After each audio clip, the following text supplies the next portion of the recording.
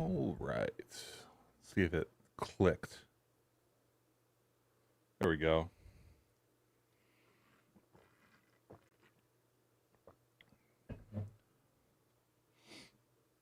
All right.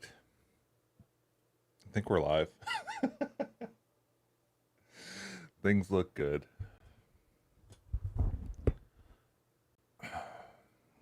Today is not skiing. Not a skiing day. Let's get rid of that. Not a berry 15 day.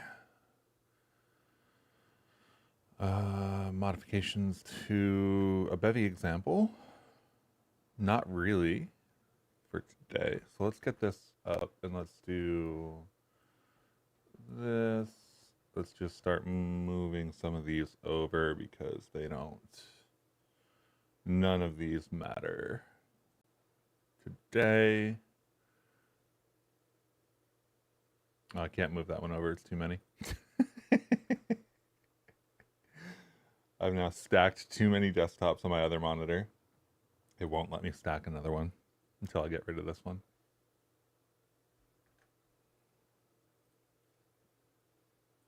There we go. So we've got a few workshops to get up to date. We have most of them up to date to RCs, so Bevy 0.16 RC5 kind of thing, or RC3 if it didn't matter. Not Game Boy Advance stuff. Let's look at some of the active. So let's make sure this is actually not 0.15's version of 2048. This is the folder that we used for 0.16. It's RC4, so we'll just start bumping some stuff. I think keeping Rand at 0.85 is the right move. I think there might be an issue if we upgrade Rand. Let's get started with this and just run it with 0.16. Get rid of this lock file. You can do cargo update and stuff, but especially for workshops, I like deleting the lock file entirely just to be sure that I'm getting like a fresh kind of install, because that's how everybody else is going to be doing it, right? It's not going to be a cargo lock I updated through 5 versions, which could theoretically retain some weird transitive dependency. It's going to be like a very fresh, and we don't need, I don't think. So the open questions for 2048 are, do we want to introduce animation clips? And do we want to turn this into a run schedule? I think the run schedule thing doesn't particularly matter for this version. The amount of code here is not that big. The children-based UI spawning makes the UI significantly nicer. We get to introduce the Impl bundle, right? Score box returns an Impl bundle, and this is just the score at the top of the workshop.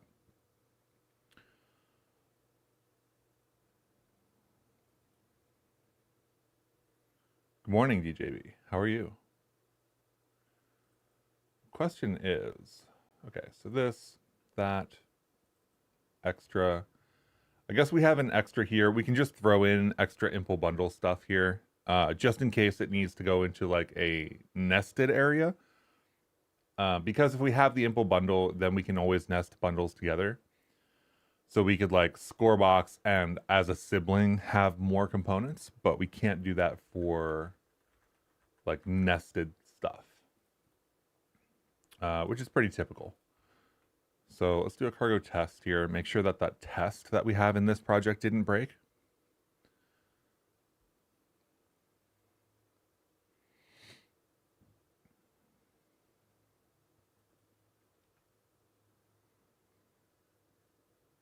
Development.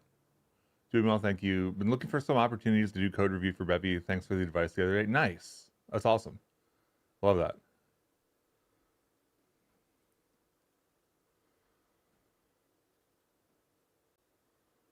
So we've got the UI stuff. This is scoreboard. Scoreboard is just keeping the score up to date. I guess this could be...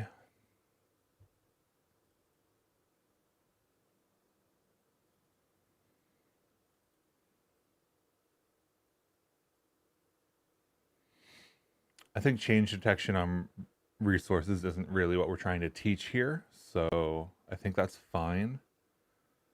It does mean that this system will just kind of like run, but like, especially in this game, it doesn't really matter.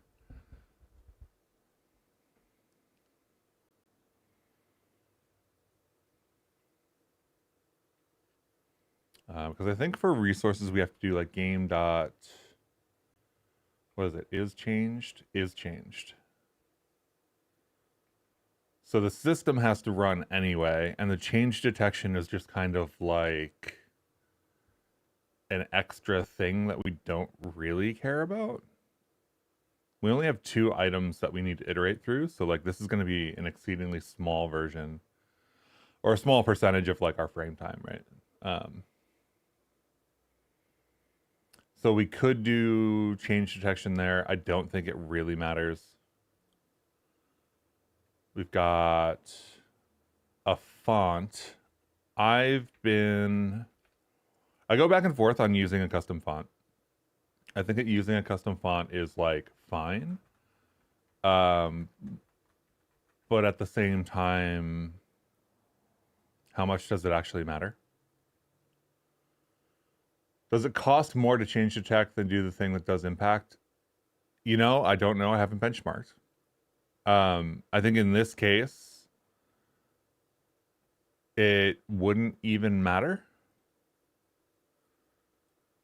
Right? The cost of updating what are effectively 2 text spans versus the cost of checking the change detection, I would say that the individual change detection check would probably be less costly, but like the cost of these things are like an assignment, you know?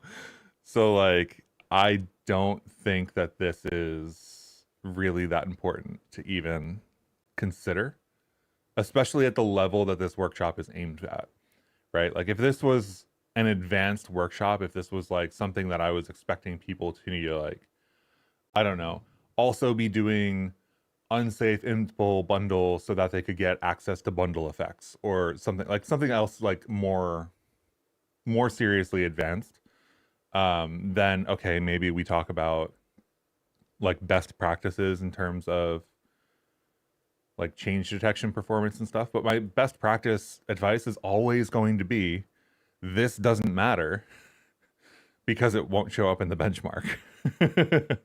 And if it doesn't show up in the benchmark, then you have to run this so many times to get a valuable benchmark that is even readable, that it probably is not the thing that is relevant for the game.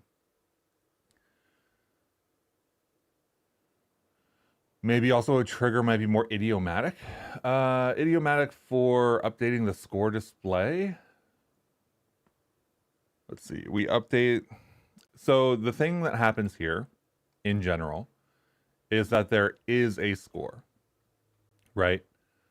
And the fact that there is a score, I don't remember where we define the game struct. I think that's in lib or...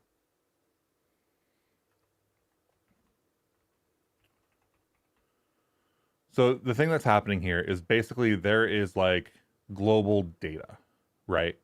Like,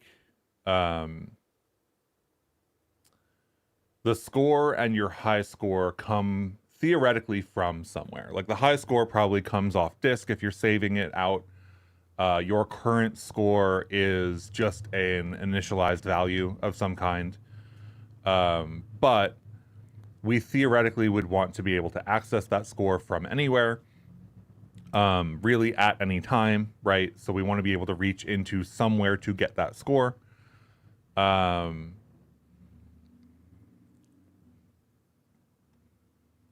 So the places we could put observers are basically like when we set this score,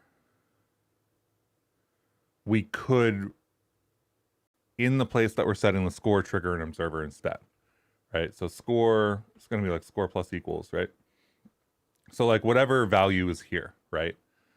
This could become commands.trigger tile.to.value, right? And this would be whatever like score, I don't know, whatever we call this, right? Doesn't matter.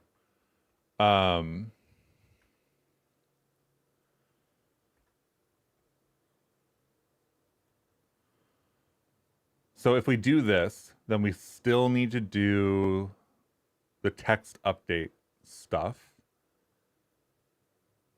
And we need to update everything that we are going to... I'm trying to think if it's possible for us to even use an observer. We could do an observer with a local. I think we can do an observer with a local. I don't do it very often. It feels a little bit weird. Because it's like, okay, an observer with a local. I think people's mental conceptions of observers aren't that they're running independently. They don't currently parallelize, so that would work. And what I mean by a local, if people aren't aware of local, where's our app up here? So like this observer could have local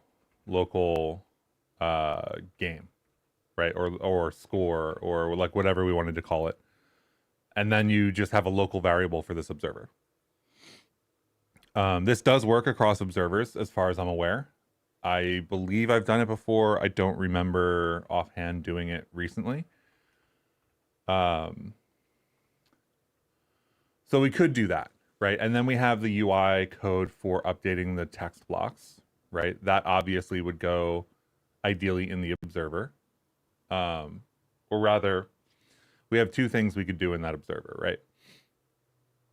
We could update all of the text blocks. So we could port this over to that observer and do these updates in that observer, which is fine. That would work. We could also update that resource and then keep using this system. I think from an application design perspective, I think we could do the score update in that observer, but then we're coupling updating everywhere that needs to update to the place where we add points. So we end up with one big observer that kind of like has to know about all usages of score so that it can update all those locations. And it only works for text areas or text spans, right? I'm not going to say it's like good or not good, right? But it's definitely a trade-off. I don't think for this workshop that it matters either way. So if we did care about running this exactly once every time, for some reason, to be clear, this is not a performance issue. It's just not a performance issue.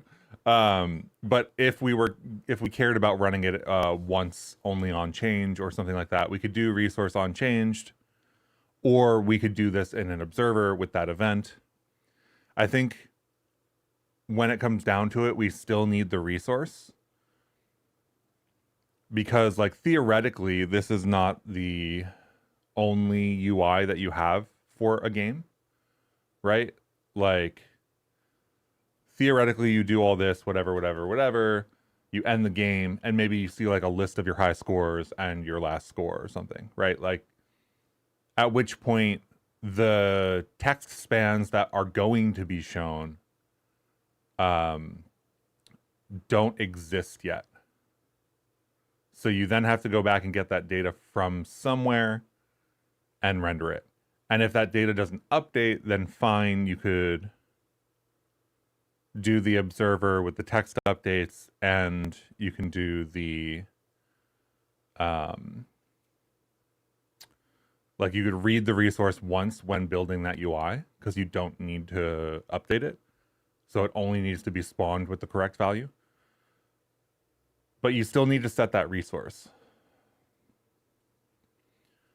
So I think when I think about architecting stuff like this, I think, okay, I want to update the scoreboard or whatever, right? Where am I going to get that data from and what do I need to update? And that's going to go off in its own little function. And that feels like something I can put somewhere. Whereas the observer approach feels like something that would just grow with the amount of text that I have. And to be clear, both are fine. Like neither is wrong. But I think I want to go with this. Hey Nixon, how's it going? Question: You've made a small game using C and Raylive and have touched Unity a little bit. You want to become an indie game dev. How do you learn to build an actual mid-sized game using Bevy and Rust? The answer to that is building games. Like, build small games, finish small games, build slightly bigger games, finish slightly bigger games, continue up to mid-sized games. That's how you figure that out. You know Rust fairly well and have very little idea about how to structure and code real game mechanics, specifically in ECS. Is there a tutorial to build complete games Bevy from scratch? That's what we're looking at here. So the reason we're talking about stuff like where this function should be and whether we should use a resource and is this going to be changed or not, these are questions that are relevant to how do we want to teach people how to do this, not how do I want to do it in my game, right? Like this is 2048. It's not, first of all, it's not my game, right? Like 2048 is a game that somebody else built. This is not going to be submitted to Steam. It's not going to be, you know, I'm not going to be like, hey, look at this new game I made. This is just like a game that people might be familiar with, that then they can go look at this code and be like, oh, this is how you put together a Bevy game. So the questions that we're covering are educational related questions. It's, should we be doing it like this? Because what impact will that have on people when they're trying to look at the code and read it and learn it? And will that set them up for success for other games, like to build their own games?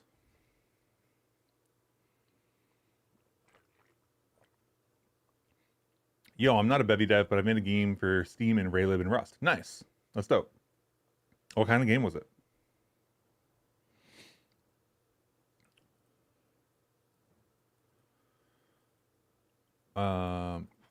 Text default, text span. I want to double check this specifically. We've got text and text span, and I think that we might be able to reduce the complexity there. The string in this component is the first text span in a hierarchy of text spans. So my question is, if we spawn a text, this is effectively the first text span.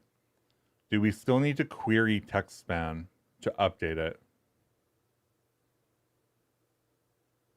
Specular tint map help text. Probably not going to get updated. More examples. Help text, label.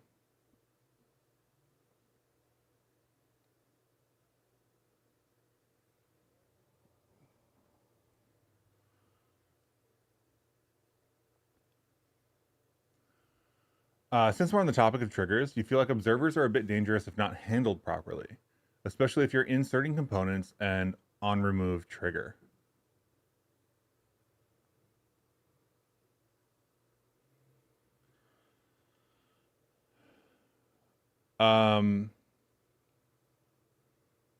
Yes, you can definitely set up observers to infinitely recurse. That is the thing. That is also an intentional feature of observers, right? The ability to call more observers or trigger more observers based on what you did in an observer. So yeah, I think that is an intentional piece of danger, I guess. It's a Tetris style puzzle game where you match up colors to make rainbows to clear blocks. Full spectrum gradient. Nice.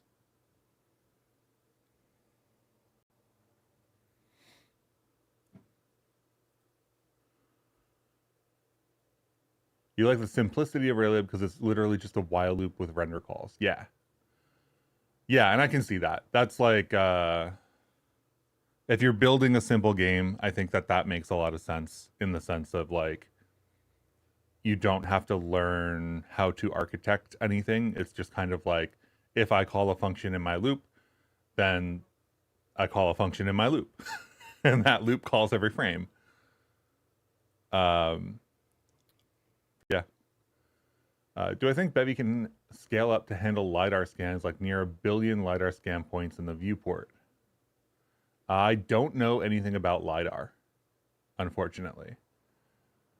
So I don't know like what kind of data like a LiDAR point is. 1 billion points. What was the video I had? I did a video a while back on like rendering points. What was it?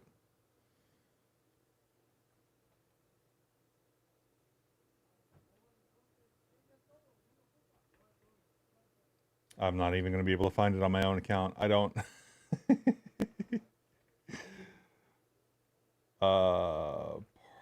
Did I call it particles? I have so many videos at this point. I don't know. I don't remember what the number was. It was pretty high. I don't know if it was 1 billion. I don't think it was 1 billion. I think it was I think it was less than 1 billion. But I don't remember exactly what the number was. So I would say it's probably pretty easy to set up your own like example that would just be a bunch of points and then see how it renders. Like that's not if you're not familiar with Bevy at all, it might be a little hard. But it's not undoable either. So if you had a set of data that you wanted to render, it wouldn't take you, you know, a month to figure it out. Thanks. Can we have a 10-minute video on building this game that explains and shows the basics of using Bevy to create a real game? Because you can't watch live videos and you have very little time left due to school. Yeah, that stuff is going on this site. So rustadventure.dev is where I put the stuff that we are working on stream right now. So like this 2048 game is going to get a series of videos on that site. It'll also get a series of like written posts and stuff. And 2048 is not the only one we're working on. We've also got Snake, Blockbreaker, Minesweeper, like a Flappy Bird clone, 2048. I think I'm also going to do Asteroids. I have some ideas for how I want to do Asteroids. But I think we have an Asteroids like implementation, but I'm pretty sure this is 0.14. But also it's a little bit complicated. We chose to do a number of things here that were not the lock file. Come on. We chose to do some things here. We were using XPBD before it was Avian. We used Hanabi. So we would probably drop Hanabi from this workshop because it's a little bit complicated and it changes fairly often. Asset loader is fine. We may or may not use avian, I think that the colliders for these like lasers, we actually used something that looked a little bit more like a triangle but wasn't. So while we did spheres for the asteroids, and that was fine, which Bevy can do, and we did like a capsule for the ship itself. I don't know. It depends on the colliders. If we want more complex colliders, I think we have to go with avian. If we want to do like circles and rectangles, then we can not go with avian. TBD.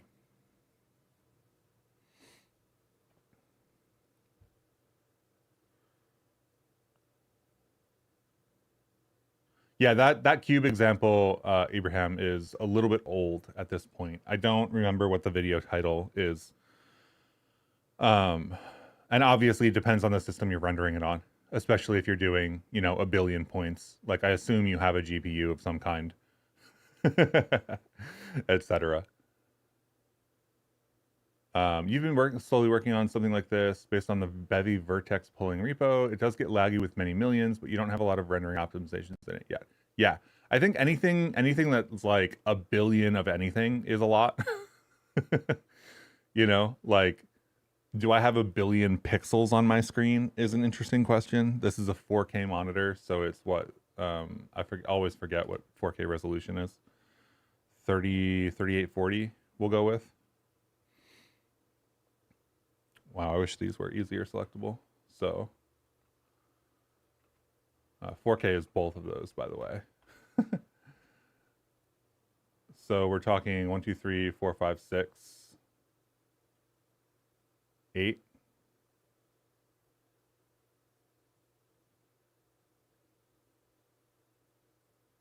Million. You know, I think billion is 6 or 9 nines, right? So like, you can't even render a billion points on the screen, right? Which to me says that there are like other things that need to happen for rendering that kind of data, right? Because if you literally cannot render the number of points that you're trying to display, then a lot of those are going to get culled, which means that you will be rendering like at most 8 million of them, 16 million of them, like whatever it is for an 8K screen or whatever. If you're on a 1080p screen, it's going to be even fewer, you know, like that kind of thing. So in my head, that the alarm bells go off and I'm like, okay, well, a lot of that isn't actually going to be rendered. So how do you pick what's going to be rendered? And how do you like take those points and actually render something that is a usable image? And I don't know the answer to that, actually, because I don't know anything about that kind of data, the LiDAR data. Any plans for a complete game, like a full RPG and systems involved in most games? I'm not against doing a bigger game. I would need to pick the right game. And it would be like if it was let's say it was like a Pokemon game, right? I think that there are a lot of ways to break that down into a lot of different pieces, right? Like if you look at Pokemon, right? Let's look at one of the old ones, right? Like a Pokemon Red. Because we're not going to be building, you know, 3D models for Pokemon or whatever. Let's look at something a little bit simpler like Pokemon Red. So like you've got all of these different pieces of artwork and stuff. Right. This is some kind of tile grid. We've got some dialogue stuff. We've got the ability to select different things. We've got I'll call them cutscenes, but they're not really cutscenes, you know, like sequence of animations and stuff. But like if you want to talk about, let's just say that like the dialogue here, for example, right? Yarn Spinner, Yarn maintains a Rust integration of Yarn Spinner. So like putting Yarn Spinner into a game doesn't really make the educational resource better, because you're just rendering this anyway, right? It doesn't matter what's behind the screen if the entire interaction is a dialog box that is blocking has to pop up and the user has to click through it, right? None of that has to do with, let's say, catching a Pokemon or the stats of a Pokemon or leveling a Pokemon or battling a Pokemon.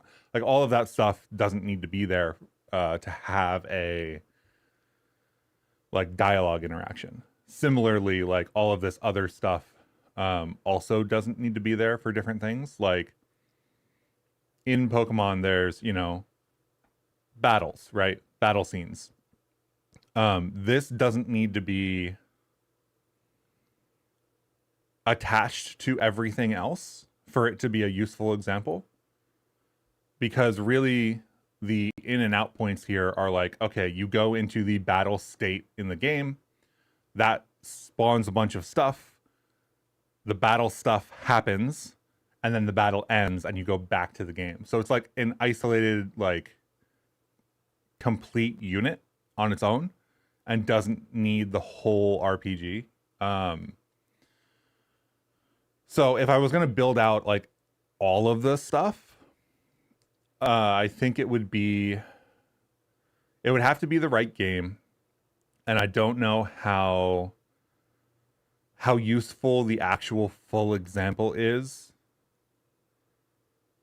unless, because you have to break it down by these pieces anyway, right? And maybe that's the right way to go about it. Maybe it's like build all the pieces and then have another repo that is the game that combines all the pieces. But like, I don't know. It would have to be just, you know, one town and one house, you know, or one whatever and one whatever. Because we can't build all of like Pokemon, right? That is a multi-year project just to build.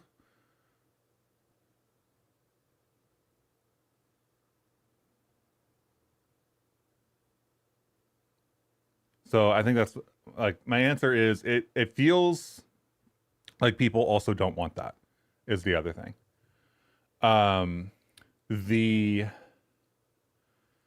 I thought in the beginning when I started doing like Rust Adventure and I started doing some of these educational workshops and whatnot, right? I started doing all of this stuff, which has been going on for a little bit now. I thought that people would want more complete examples. And in practice, what I've found is that most people, when they go through different workshops, are skipping a whole bunch of stuff. Whatever they don't care about, they skip. So having a complete example like that is hard to maintain, right? It's a lot more code, it's a lot more stuff all put together. And everybody's going to skip the pieces they don't care about. So like they'll skip the UI, they'll skip the main menu, they'll skip the audio, they'll skip the, you know, whatever they don't want to do, they'll skip. So from a maintenance perspective, building out the entire game doesn't seem like it has the right return for the maintenance cost and the value to people who are learning. It feels like if I want to talk about the little pieces, if I want to talk about like how to do a dialogue system, then I do a workshop like on Yarn Spinner or on another approach.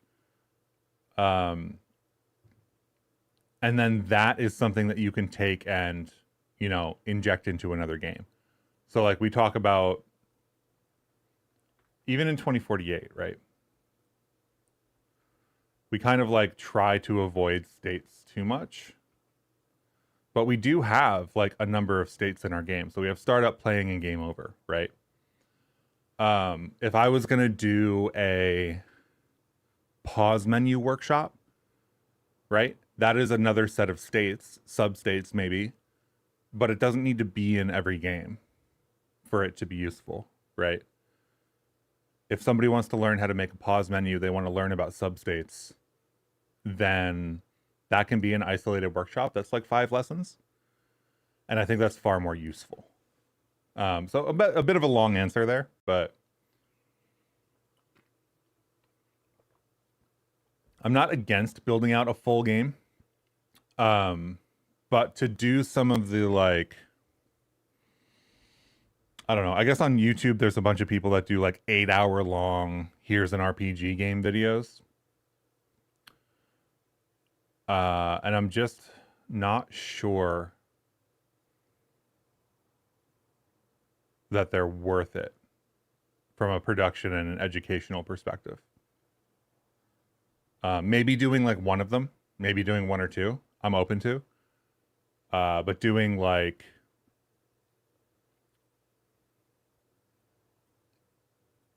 all of it all the time is not. But yeah, anyway, that's a constantly ongoing conversation in my own head. That's why I have so many thoughts about it. Do I think Bevy is in a stable enough state to do some of those things? It's tough to do Bevy videos when it might be irrelevant in 6 months. I don't think it's tough to do videos.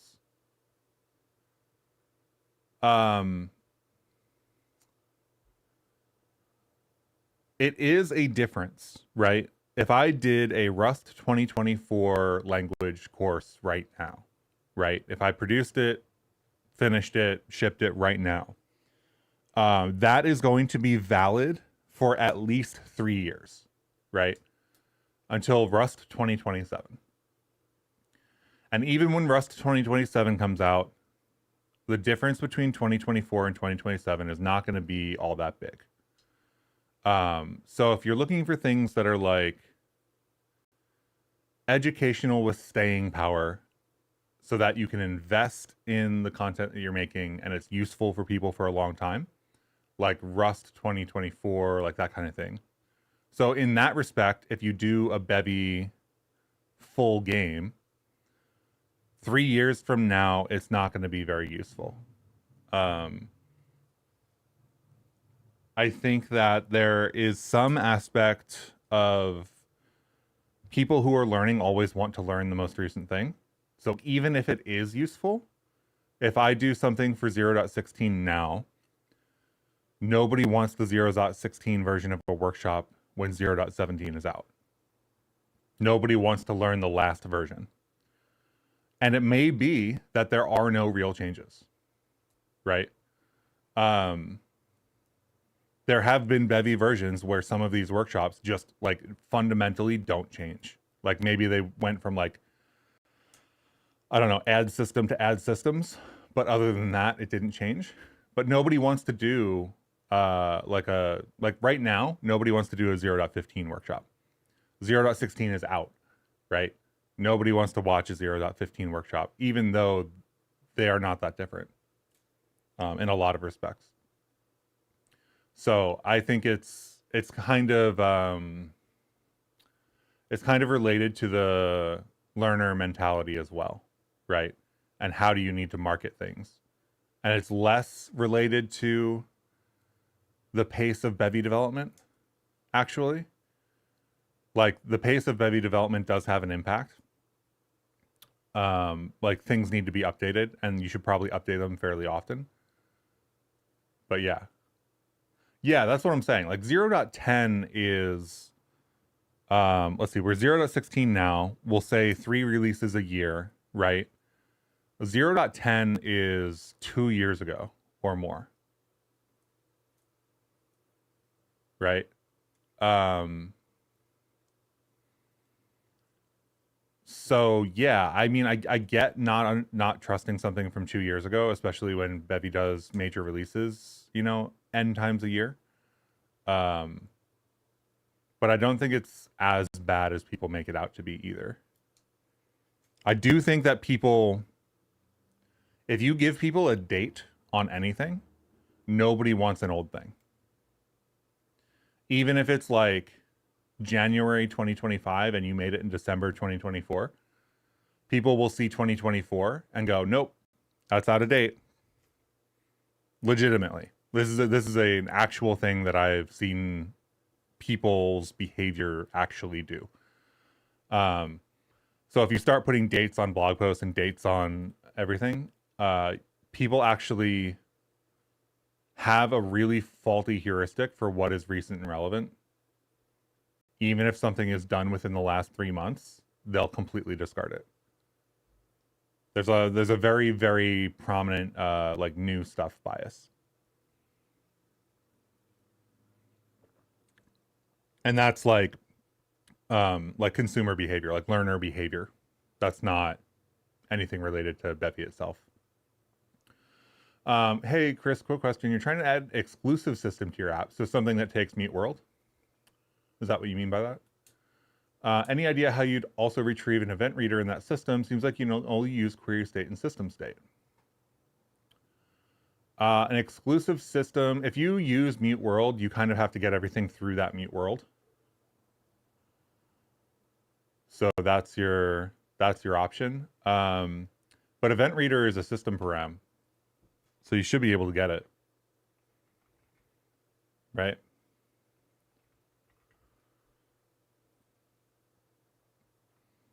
Where's the impulse? Show me the impulse. Right? Event reader is a system param. Just like query is a system param. Right? Just like, you know, res is a system param and stuff. So like you can get these things out of the world. There's a couple of ways to get things in general, but yeah.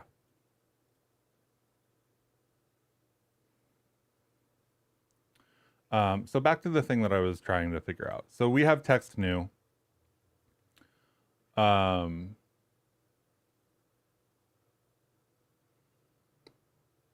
don't think that any of the Bevy examples, like a lot of the Bevy examples use text as static text. Create help text, light point. Let's see, 320, light mode. Create help text. Yeah, like this is static text. Here's a query for text. Updates the help text. Okay, so we can query directly for text. We don't need to do text span. So I think that that is a useful simplification here.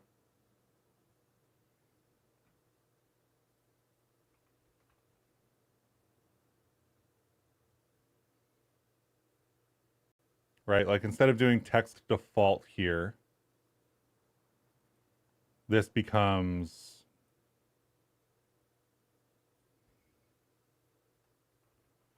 this. We leave the component on that. And then I assume that we're searching for text span somewhere. Yeah, here.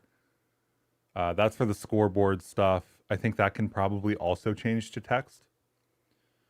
So let's just throw a little bit of simplification on this. This is the score boxes. So we just changed the score boxes to use. Here's text span. I think this can also change.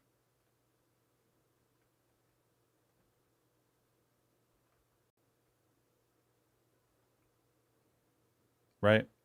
So get rid of the text spans because we don't have multiple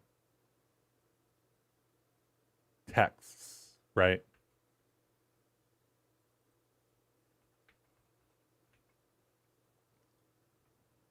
Let's see. Did I restart the Rust Analyzer server?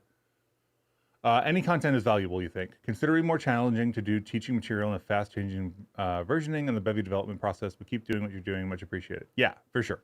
I think that the way that I approach Bevy stuff is I very much don't try to overreach my production capability. I try to build up things from the ground up that I can update. Which means that I do move a little bit slower than like is strictly necessary.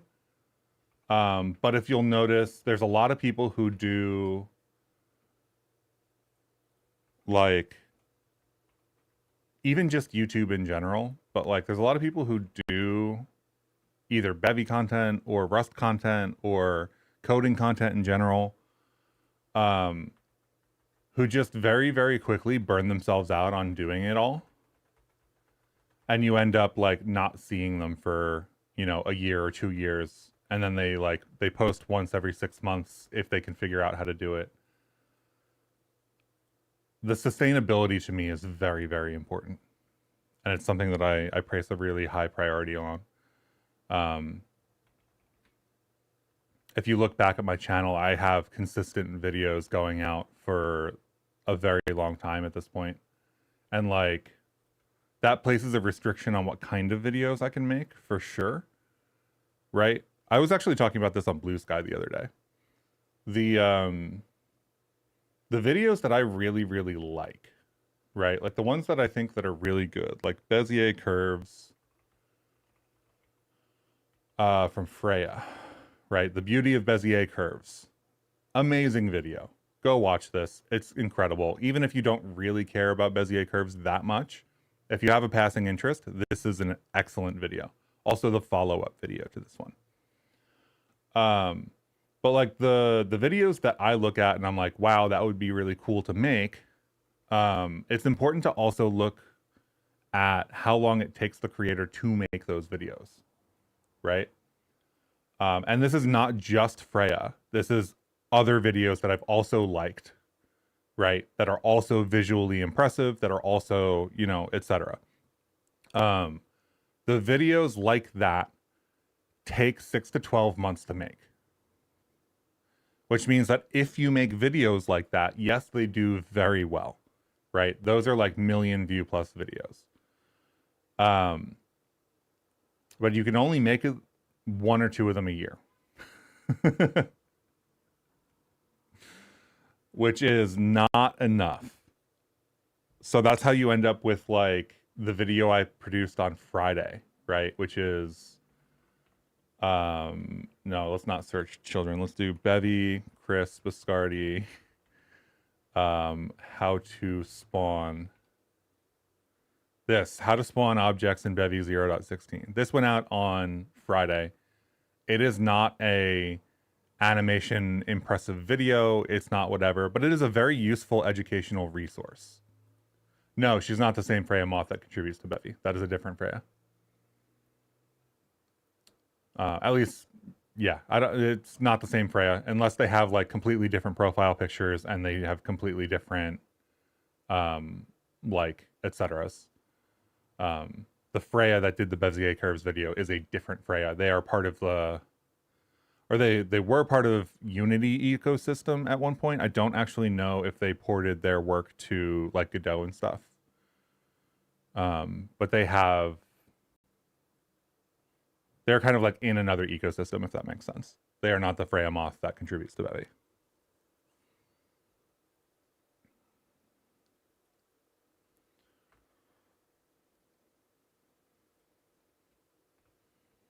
Unless they have multiple accounts and they're the same person. Because I've never met either of them in person. But unlikely that they are the same person. I believe they are different people.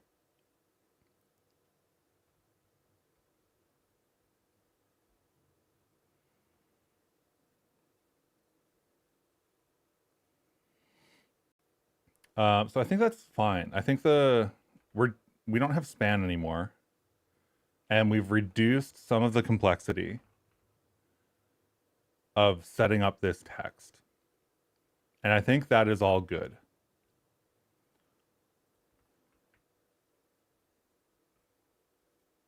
And it sounds a little bit silly because like, what is really the difference there? But like a lot of these small decisions build up into the experience that somebody has going through this, right? They're going to look at this and they're going to go like, this is the wrong one. This is text 2D, but right. They're going to look at something like this and go, why is this one text and this one text span or something like that, right? So I think it is important to do things in a way that people don't have to like question why we're doing things. Like if somebody has slightly more knowledge than you think they have when they're going through the workshop, that shouldn't cause them to question the entire workshop. And it looks like we have everything working here, so I'm going to commit this.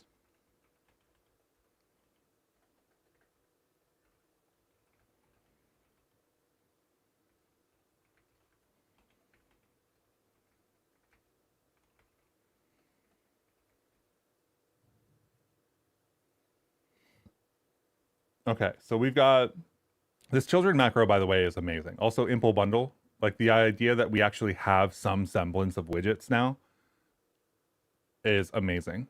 It makes even talking about doing any UI stuff in workshops so much nicer. Because previously, this was all duplicated code. And it was all like you couldn't do it in one block. So it didn't look like it belonged together, which made it even harder to parse and read. 0.16 spawning improvements are very nice. I'm very happy with them.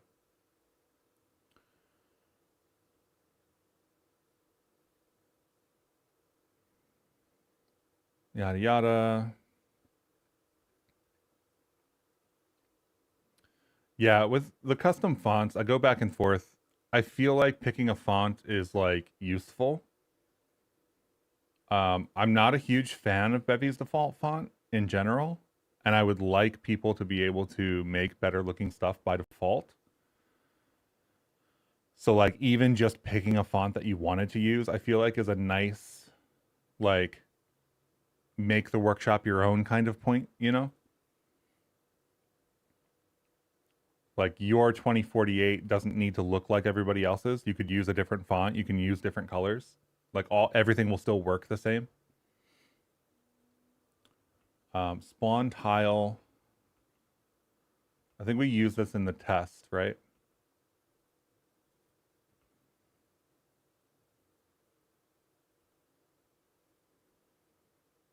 Queue a spawn tile. Where's our test? Our test is down here. Yeah. So we use spawn tile in the test. So anything that I think this test is really important. It's one of the things about this workshop that is like, how do you even test a game? Why would you even test a game? You know? And this test in particular is a good test because it tests the game over condition. So basically, like every time I run this, nope, let's not push. Every time I run this, right? Imagine I make a change, and then now I need to test if the like game can actually be won, and this takes so long. Right? I'm just mashing random arrow keys, hoping that I get to an end state. There we go. Nope, didn't make it yet. Yeah, there we go. So now it's game over, and like we don't really show it anywhere. But the button on the right-hand side turns into new game. You can see that the state transitioned in the console. I think that's enough for the workshop. But like doing that sequence every time you make a change is exhausting. So I think that running a test for that is really a useful thing. The other thing that we were going to talk about is, should we do animation clips?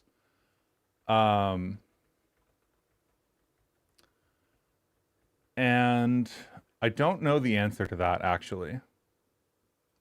I think animation clips are kind of verbose.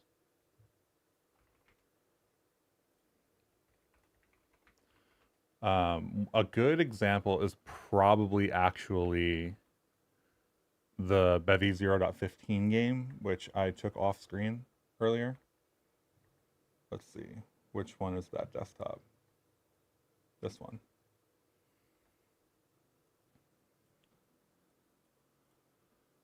So in here, we have somewhere. This will be in, let's see, animation clips with platforms. This is the code we would have to write.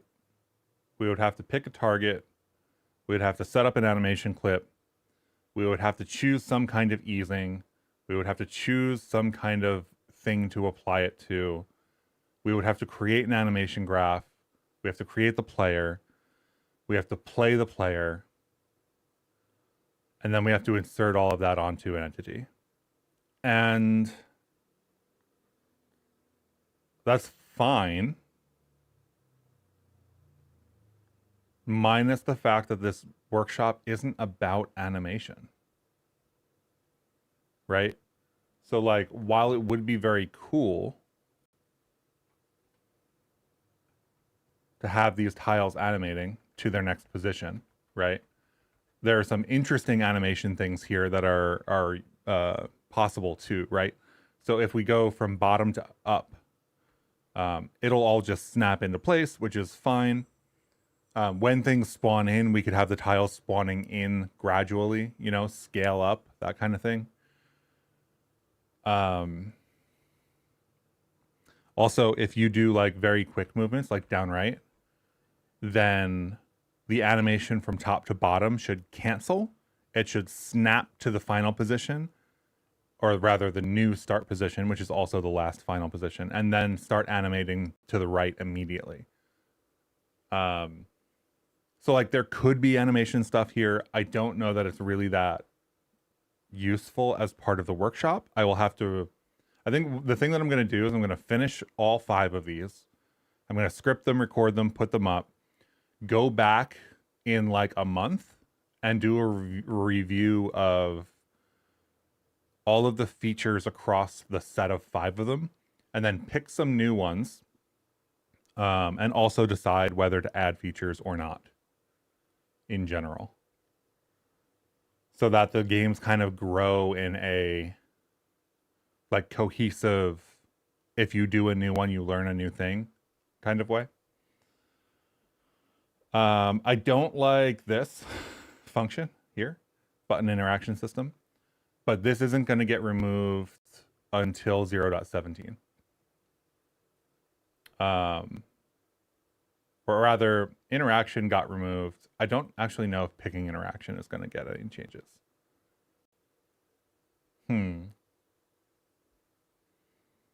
We could do this differently. I think one giant match is fine, because we're talking about the same button.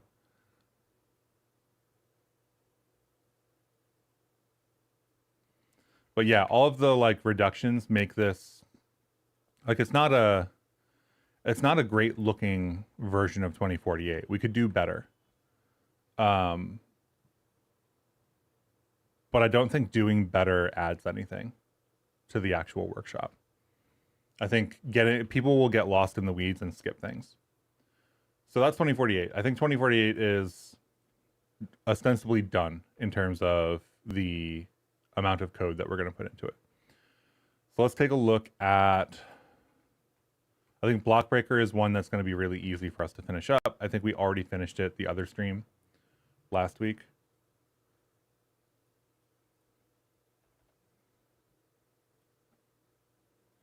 So we'll do the bump here. Oh yeah, the other thing is that Avian needs a release before this can get scripted. Or rather, not before it can get scripted, but before I can release the workshop, before I can like actually record it.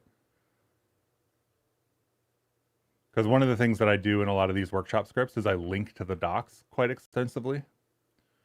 And I don't think Avian's going to be out for another week or so.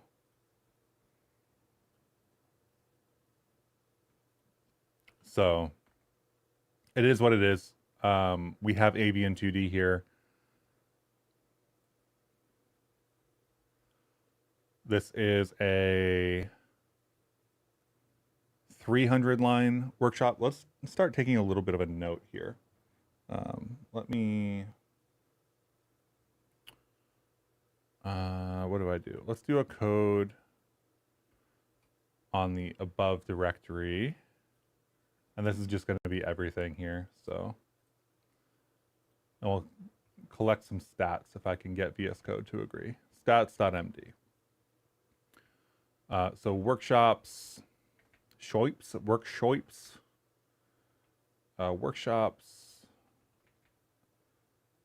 We've got 2048, which I didn't get the stats on yet.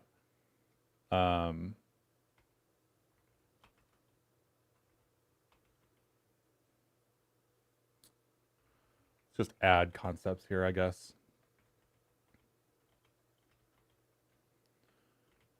Probably should have done this in Emacs for better.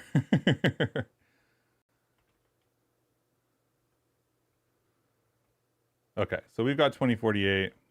We've got block breaker.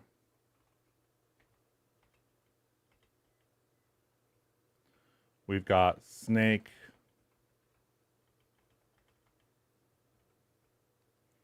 What else do we have here? We have a very vertical terminal output. That didn't help at all.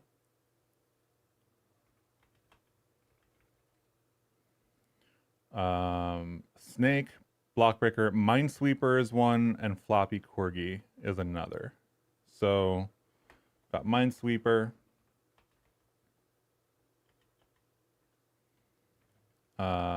Floppy corgi, which I go back and forth on naming things fun names or naming them just like Flappy Bird. Okay, so let's do blockbreaker first, and we'll standardize this in terms of running the command on source. Make this a little smaller so it's a little bit more lined up. It's a very horizontal output. I'm sorry if this is too small. So we've got 277 lines of code here for blockbreaker.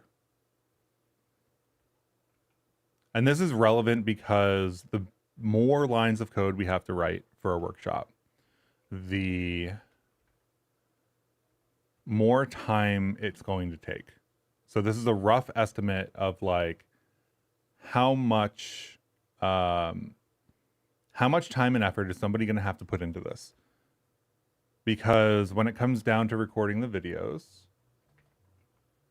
you can expect like a 2 to 3 times increase over the length of the videos for somebody to actually go through it. Let's do Toke.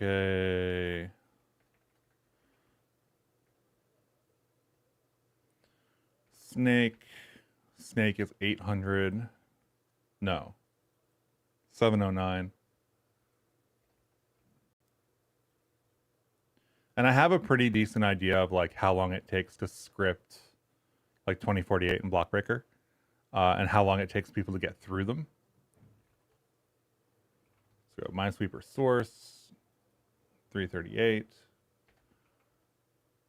I think under 1,000 lines of code is a good amount of code for a workshop. It allows you to cover a topic, deal with some real things without being like overwhelming. And then floppy corgi is probably going to be our not our smallest actually. So Minesweeper is probably Minesweeper or blockbreaker are probably the first workshop. Blockbreaker has avian. Minesweeper we'll get to in a second. But it doesn't really have any dependencies. Oh, cargo cat is what I want. I guess I could do. Be fancy with my fancy terminal. So we have Bevy, itertools, rand, asset loader, and ECS tile map. ECS tile map is the point of complexity there in the sense of third-party dependencies, in the same way that avian is the source of complexity for blockbreaker. So let's mark these as having like dependencies.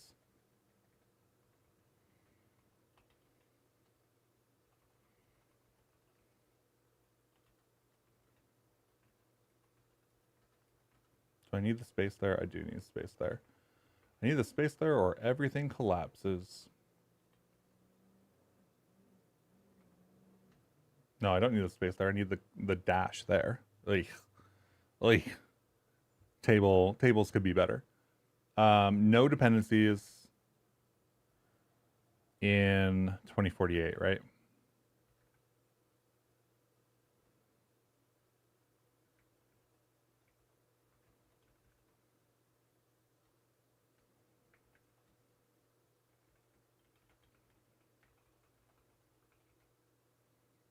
Bevy, itertools, rand. I don't consider itertools and rand dependencies.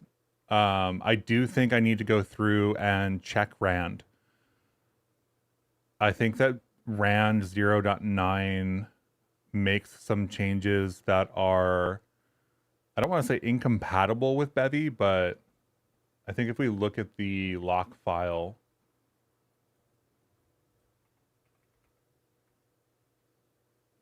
for Bevy, like rand comes in. Yeah. Anyway. So block breaker is avian 2D. Snake is Bevy ECS tile map. I made the Bevy ECS tile map choice in like the last version or the version before that. One thing that will be really interesting for 0.17 is it looks like we might get first party tile maps inside of Bevy. So this dependency on Bevy ECS tile map might even go away in the future, which is very cool. That I think that's a successful life cycle for ECS tile map. And then floppy corgi has no dependencies, right?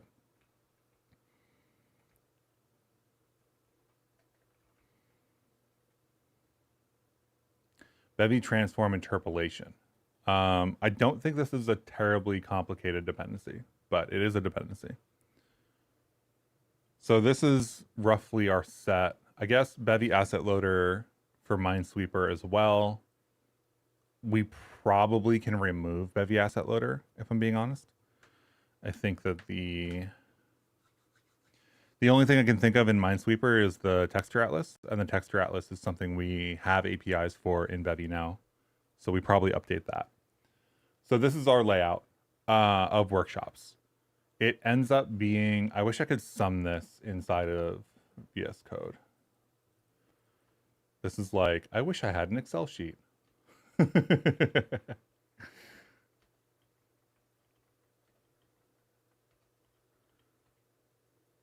is like 2,500 lines of code. That's like a significant amount. You've been thinking about rewriting rand as an exercise in learning Rust. Generating random values is a fun problem. It's small enough to do inside of a Bevy project.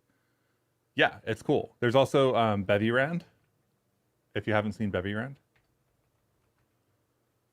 I think that the key difference between like rand and Bevy rand would be whether you can seed the values or not.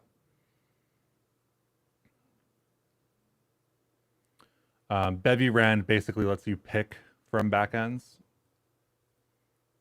and handles a bunch of these like extra feature things for you.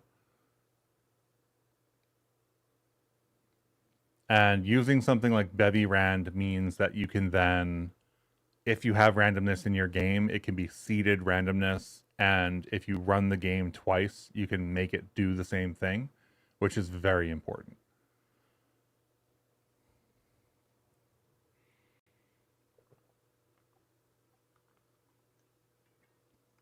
Like,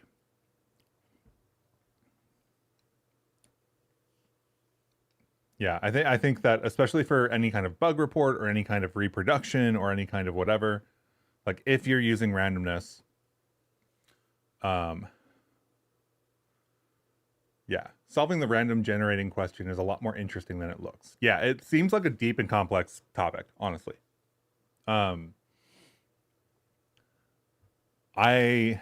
I'm like vaguely aware of like sources of randomness and et cetera, and the fact that you can like run out of entropy on computers and stuff like that.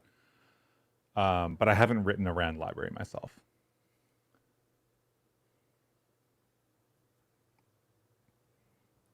Okay, so looking at this, I think that 2048 still comes out roughly on top in terms of lack of dependencies. Floppy Corgi is another one.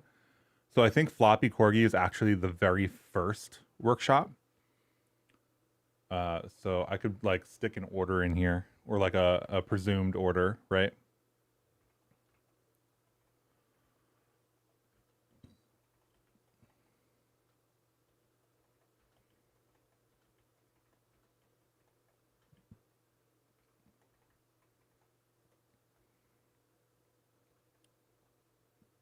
So like 0.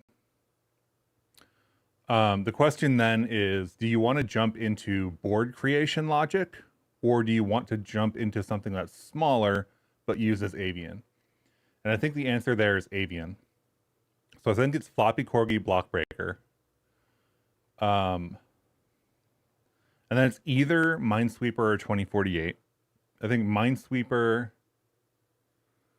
I think it depends on what you really want out of things. But I think this is the order.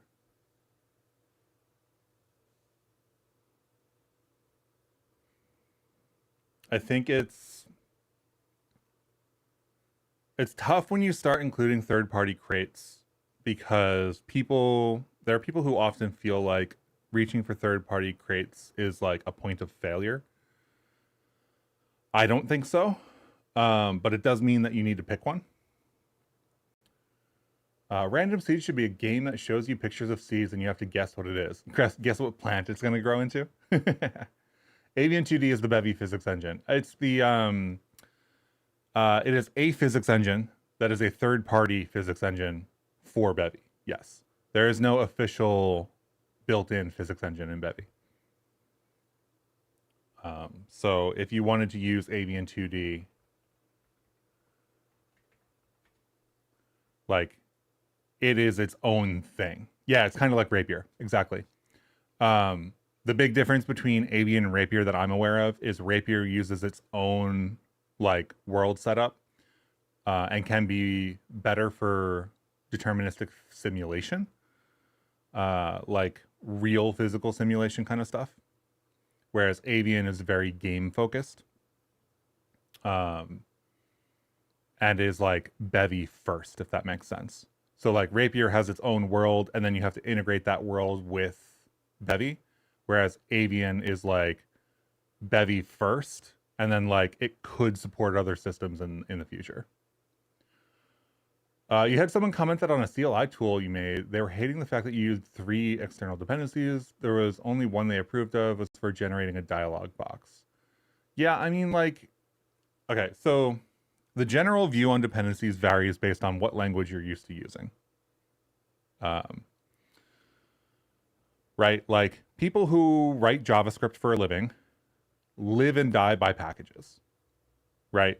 You cannot write JavaScript in a modern sense without using a package. Even just for bundling your app, right? Even if you have no actual dependencies in the final bundle, you still have to install Webpack, or actually not Webpack these days, but RSPack or any of these other tools. You have to like configure a whole bunch of stuff. You have to use a whole bunch of things. So like people from JavaScript ecosystem are very used to like needing to rely on dependencies in a sense. But the other really positive thing is that NPM is actually a fantastic development in the world of software, right? Package managers that are usable and good and include things that you want to do in your projects are good things, right? So you might get somebody who's writing, I don't know, C or something, and they might be very like against packages. And that's partially because the ecosystem is hard. It was kind of the same thing with Go early on, where it's actually hard to use dependencies. Now Go has a package manager and stuff, so the situation has changed. But very early on in Go, it was very much like, if you want a dependency, Google expects you to like vendor that code into your repo. And when you have to vendor code into your repo and it becomes like your code, that's a very different question. Or if you don't have a package manager and you can't go fetch a dependency at a specific version, very different question. So you'll get a lot of different opinions from different people based on the tooling that they're used to using in general. Rust, one of Rust's major strengths is cargo, right? Cargo and the fact that crates.io exists, and cargo is easy to use, and it includes things like testing and the ability to fetch packages, and Rust is very well typed in general, etc. So like not using crates just because you don't want dependencies or have like an aversion to dependencies would be the wrong choice.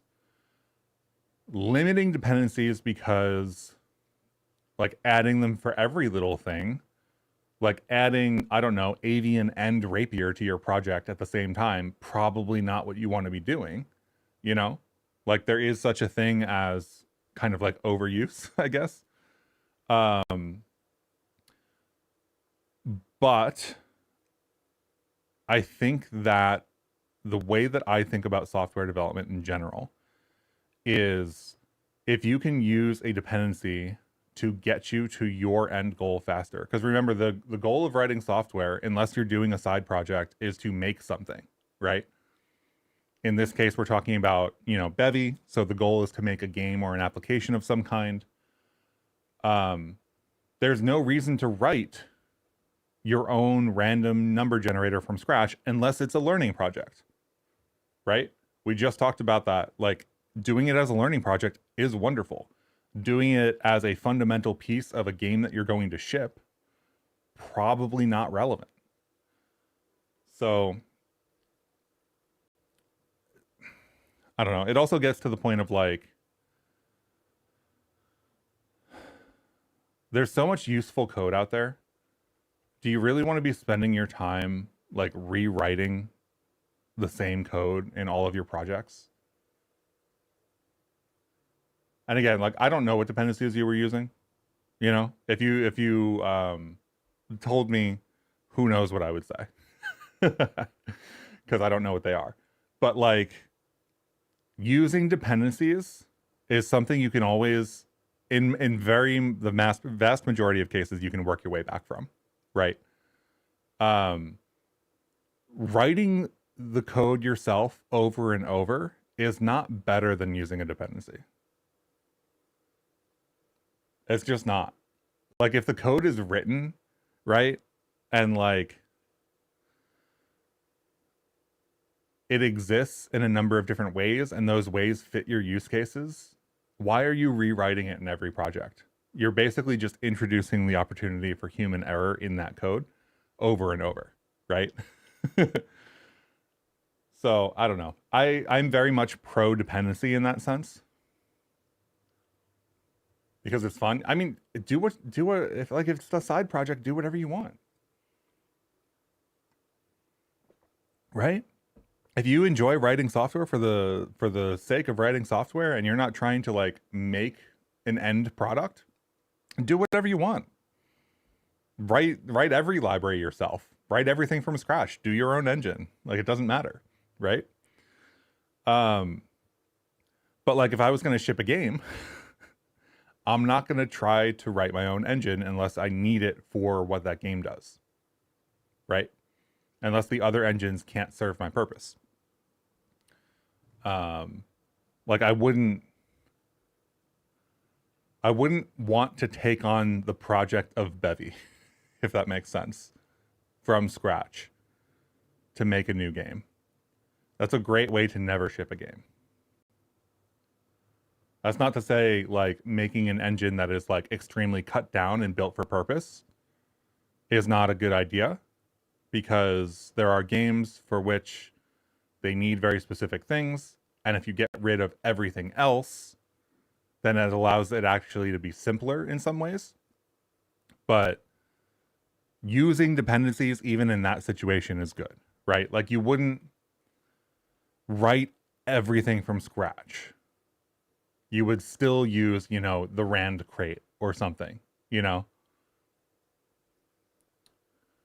One thing that draws you to Rust is that this dependency-centered approach. Yes, please, I don't want to write everything myself. You just want to assemble building blocks.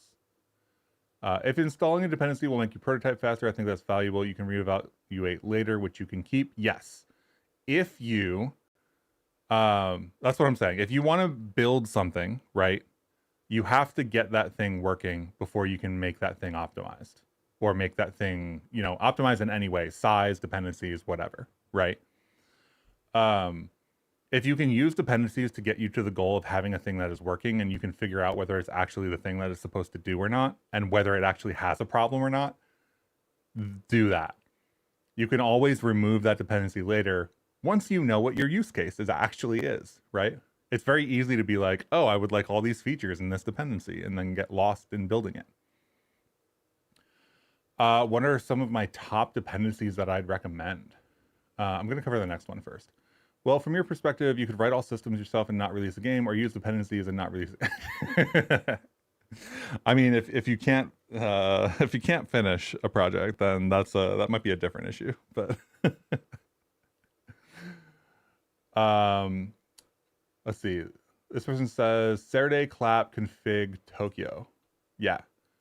I mean, Saturday is used in basically every project. Tokyo is a pretty staple async runtime. Clap is a pretty staple CLI like parser, you know? I think clap is a great first step. Need to automatically put Rust on the end of everything. Clap is a really good starting place if you're going to do a CLI. It has basically all the features that you're going to want, et cetera, et cetera. I think doing argument parsing like yourself,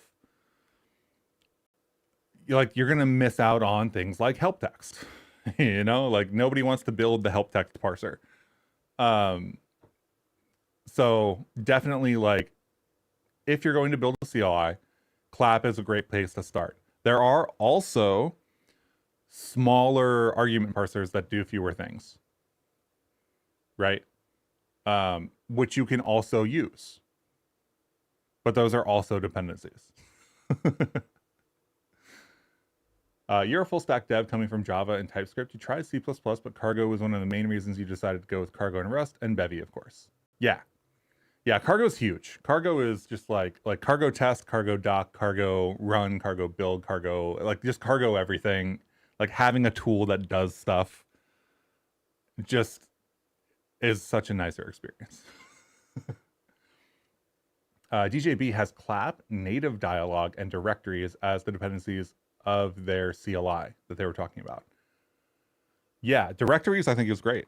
Directories is one of those things where, like, if anybody doesn't know what directories is one of those things where on different platforms you have to figure out where to put stuff. And that's not really something that you need to figure out every single time in every single project, right? So like using directories and just being like, give me the user directory for whatever platform I'm on is a great dependency. Because like, why do you want to write this code? You know, like this is the kind of code that like doesn't change either, right? Like, where am I going to put stuff on this system? Everybody knows where it's going to go. Clap is also a great start, right? Like, strictly speaking, you don't need clap to parse an argument, right? That's not what I want. This is going to talk about clap because clap is the de facto standard, honestly. 139.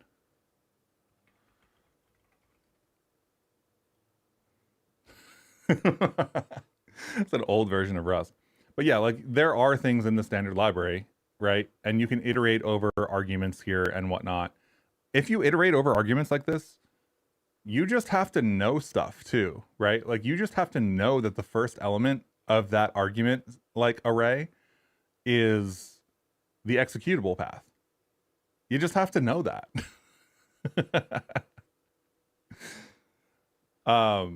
And it's fine. You can totally do this. Like if you just want to parse one thing, you know, if you were writing the simplest CLI tool ever, it's going to take one positional argument.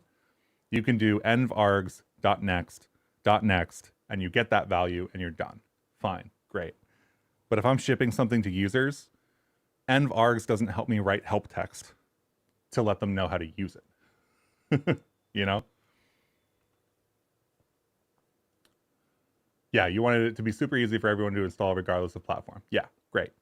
And you know what? If it turned out that that's not what you wanted anymore, you could remove directories and pick the directories yourself. That's totally viable, right? You used directories, you got the thing done. And if you didn't want it in the future, you could remove it. You've also heard avian recommended for physics, leafwing for input, not sure about sound or networking. So for Bevy, there's two approaches you can use. There's Bevy Seedling, which uses Firewheel, which is new. This is new stuff. This is like if you're looking to be a little bit experimental, test things that the audio working group is working on, Bevy Seedling. If you're not looking to be experimental, Bevy Kira Audio is a great other option. It's been around a long time. Like the drawbacks and the things that it can do are very well known at this point. Solid choice for audio. Networking, I think I don't have much of an opinion on at the moment. That's one of the things that I want to develop more of an opinion on. I have a plan to do some multiplayer stuff. The thing in the back of my head, the reason I haven't gotten into multiplayer stuff all that much is because if you're an indie game dev, which is probably most of the people using Bevy right now, right? You saw Bevy, you wanted to use it, whatever. The docs drew you in, you like how it works, whatever. As far as I understand it, multiplayer is very hard. Like very hard from an indie game dev perspective, from like I'm going to put something on Steam and get people to play it perspective. And you can get trapped, from what I understand, in like if you build a party game and you take it to like a game jam or something, everyone's going to stand around the party game and have a great time. And you're going to go, wow, this is great. I'm going to go spend a year building this, ship it to Steam, and then nobody on Steam buys party games. I think multiplayer is just like indie game dev on hard mode, which is generally why I haven't dug into it as much, because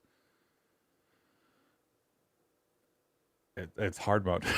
And it's not just about like whether people can like play the game or not. Like the tech is hard, but also like just making the game and getting people to play it is hard.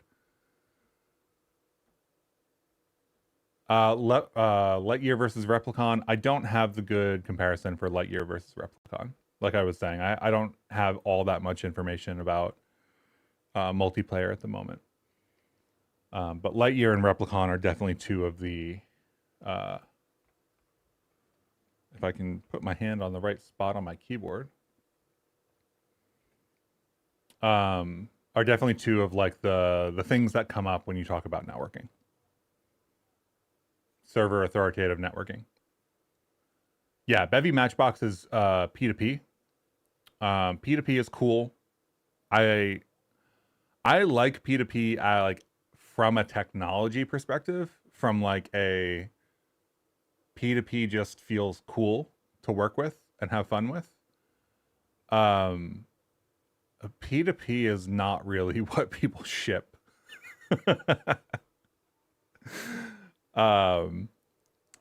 Yeah, like P2P is cool, but if I was building a multiplayer game that I was going to ship to users, it would almost certainly have to be server authoritative. I think I'm a little behind on comments. Let's see.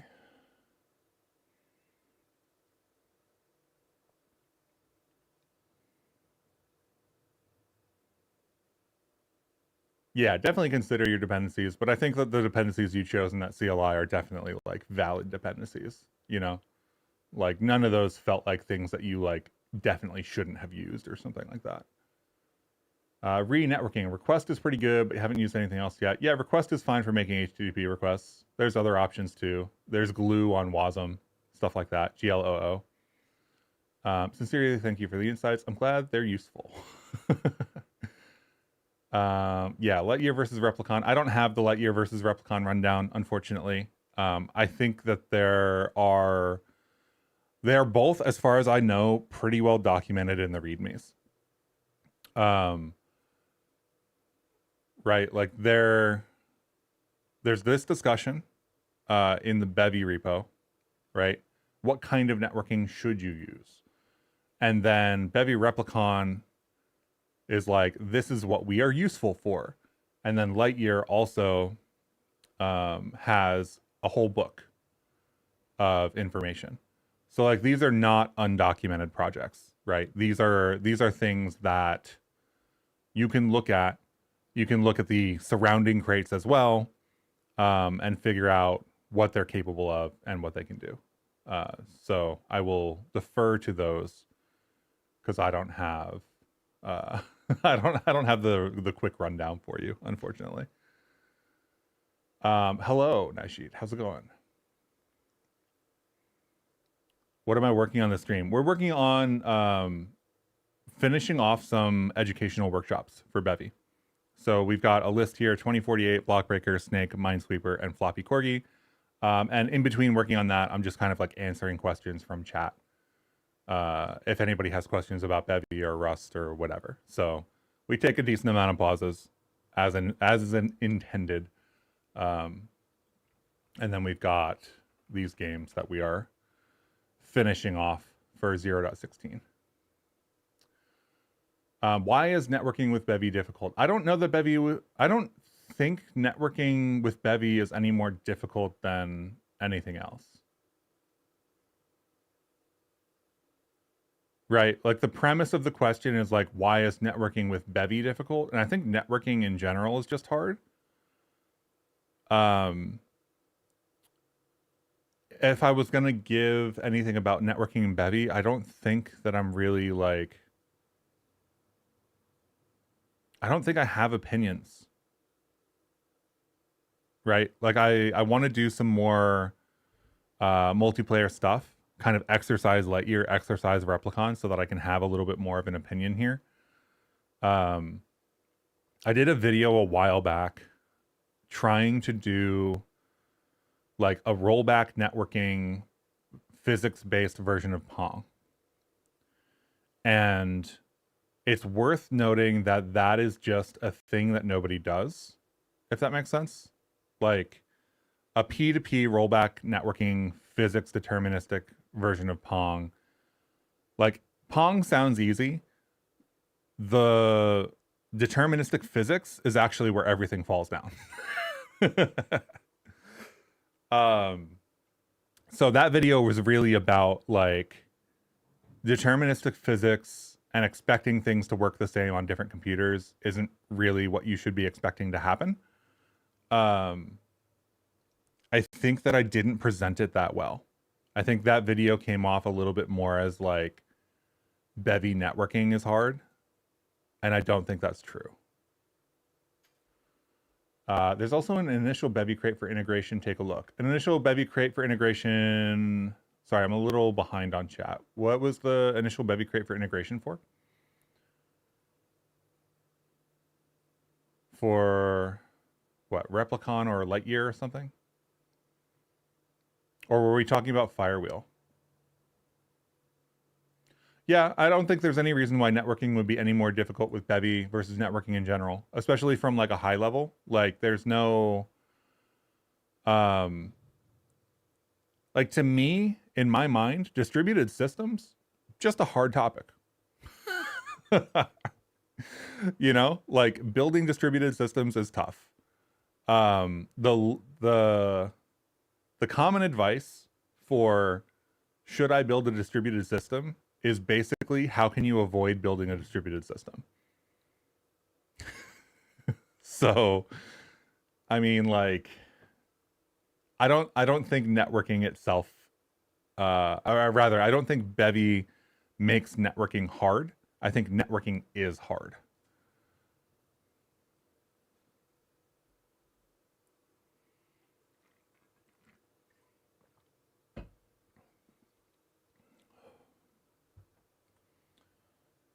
So yeah, we've got Bevy, we've got Avian 2D, Blockbreaker. I think that this is Blockbreaker is 277, so this is pretty small. This is unlikely to need any changes.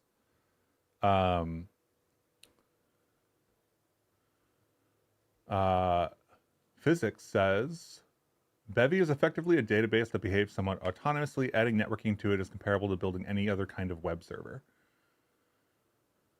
Yeah, if you think of the ECS as a database, which there have been people advocating for, then yeah, right? Like if you think about the ECS as a database, and then you think about replicating entities across the network with their components, it's basically like which entities do you want to replicate?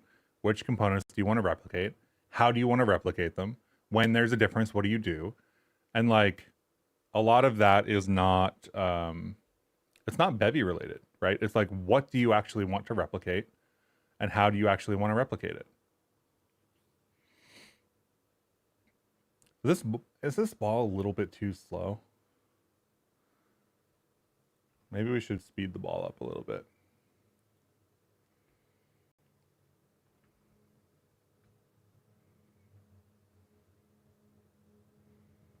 Cargo run. You only get one life. We didn't do any UI. This is meant to be like very introductory. So we've got physics for a bunch of stuff. We've got the physics debug plugin, which if we rerun, it'll recompile with that additional functionality. And then you get to see how everything is actually structured. We skipped out on doing vector math, even. You can see that in kind of like the collider that we're using for the paddle. We're using a elongated ellipse for the paddle, which gives us some of the effect that you would expect from a block breaker, where if you hit it further out on the paddle, you get a little bit more of like an angular result.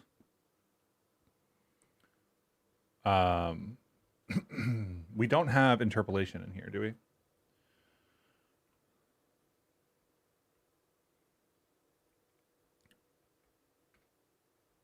So I think this is fine overall from like a what this does perspective. If people want it to... Oh, the other thing that's really cool about this, actually, there's a new observer that you can stick on stuff with Avian. And this is a really nice API, actually. So you can observe on collision start. This is on the ball. So we're doing the ball entity spawn dot observe. We get the trigger for on collision start. We get some commands. We get a list of all the bricks using a query. We get a list of all the respawn areas. There's only one, but we get a list of them. And then we get like the next state so we can trigger stuff. And it's basically like, if there's a brick, if we're colliding with a brick, despawn it. If we are colliding with respawn, end the game. And this is just like, I really like this little function. This doesn't necessarily need to be destructured or anything. This could be like, if this dot is okay, right? And maybe this is actually better because we're not using the destructuring, but I don't think this is like... I don't think this is an inherent, like, really critical part of the workshop. I don't think that change matters.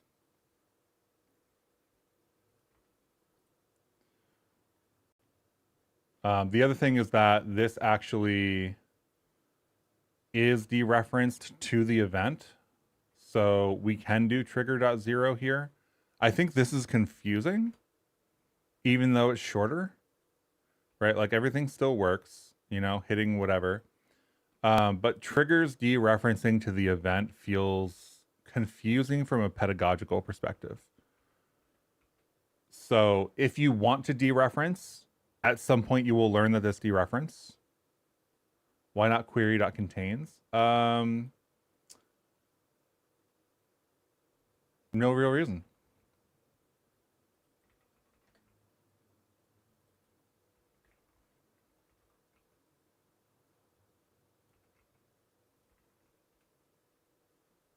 There's effectively no reason, other than the fact that it didn't occur to me to use contains rather than get. So it's contains now.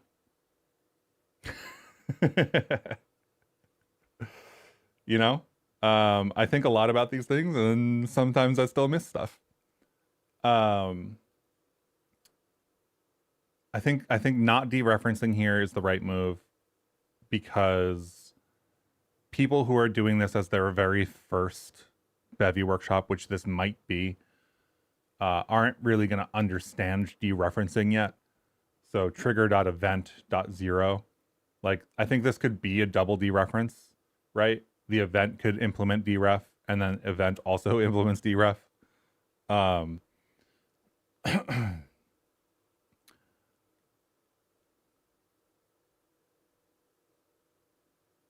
Does the workshop also assume minimal Rust knowledge? For the most part, if you are doing a very beginner Bevy workshop, I also assume that you are a very beginner Rust person. Um, the reason for that is those things often match up, right? People who are new to Rust are trying to learn Rust via writing Bevy stuff. And that's really, on some level, all of the workshops that I've ever done started with the idea that you would need to learn Rust at some point or want to learn Rust and that you were starting your Rust language learning journey kind of thing. So I kind of like, if you're doing Bevy stuff, I kind of like sneak Rust language things in that you need. But people often learn a language for a purpose as well, right? So if you want to learn Rust, yes, you can go through the Rust book, but there are plenty of people for which the Rust book doesn't give them enough knowledge to actually write a program at the end, right? I know people who are very capable engineers, people who write C and Go and other languages, who went through the Rust book, finished the Rust book, and went, I really don't know how to write a program in Rust. So I think that people, when they're trying to pick a language, very often have a purpose in mind. I want to use Rust for web stuff. I want to use Rust for APIs backend. I want to use Rust for Bevy games. I want to use Rust for embedded. So I kind of, in general, try to put language stuff inside of those contexts. I also have to do the language stuff because at some point you hit enough and then that is actually useful to you. But at the end of the day, you have to be like writing Rust programs, right? So me explaining what the syntax for a function is, like that's a scan for somebody that already knows how to program, right? If I'm talking to you about this function and you know another language, you go, oh, functions in Rust are written with fn instead of function or instead of def or whatever, right? And this is how you write arguments and whatever. And you can just kind of like glean that from a program. But yeah, I think Bevy is particularly a good venue to learn Rust in because it gets rid of a lot of the problems that early Rustaceans run into, especially when it comes to like program architecture. One of the things that people run into a lot who are newer to Rust is they'll come in from like, I don't know, Python or something, any other language really. And one of the things they'll try to do is just stuff everything into this one giant object. And then they'll just pass that object all around their entire application, and they'll end up with really hairy, like, borrowing problems. Because they don't understand that what they're doing when they get a mutable reference to a like a multiple nested subfield of that object, like, doesn't let them also take mutable references to everything else in the object. And that is like a really hard thing for somebody that doesn't know they need to watch out for it to watch out for, right? And Bevy gets rid of that for you. Bevy turns everything that you're writing in Rust into these small little functions with a bunch of APIs. You get to learn how closures are structured, right? You get to learn like things are mutable, can be mutable. You can get mutable references and shared references, you know. You learn what type arguments are, you know, and what they look like and how to use them and et cetera, right? There's all these things that you can learn inside of the context of a very small blast area, right? If you mess up this function, there's not much in here for you to debug, right? This is a 50 line, function or whatever. It gives you like a concentrated or a scoped blast area for when you mess up. It's not your entire program that's a problem. It didn't really click for you until doing Advent of Code. Yeah, Advent of Code is great, and awful at the same time. I think that for the people who like Advent of Code style stuff, Advent of Code is great. For the people who get really frustrated at needing to know algorithms to learn a language, Advent of Code is really bad. So it's something that I do every year because I think it's useful, and people try to do it anyway, even if it's not their thing to like try to do, because there aren't many other options. And it's fun to do something that everybody else is doing, right?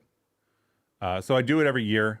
I do it with the intent of like showing beginner Rust users, like, yes, this can be done in Rust. Yes, it doesn't need to take you, a whole month to do problem number 5 or whatever, and then explaining various crates and stuff. Every time you learn a new language, you start with some 3D demo stuff. So Bevy is a way for you to learn Rust in your professional life. Nice. Yeah, I think a long time ago I was using Haskell, and I saw somebody be like, oh yeah, I just wrote a ray tracer in a weekend. And I was like, I don't even understand what a ray tracer is. And I didn't understand why that would be like an introductory project at the time. And now I've written a ray tracer.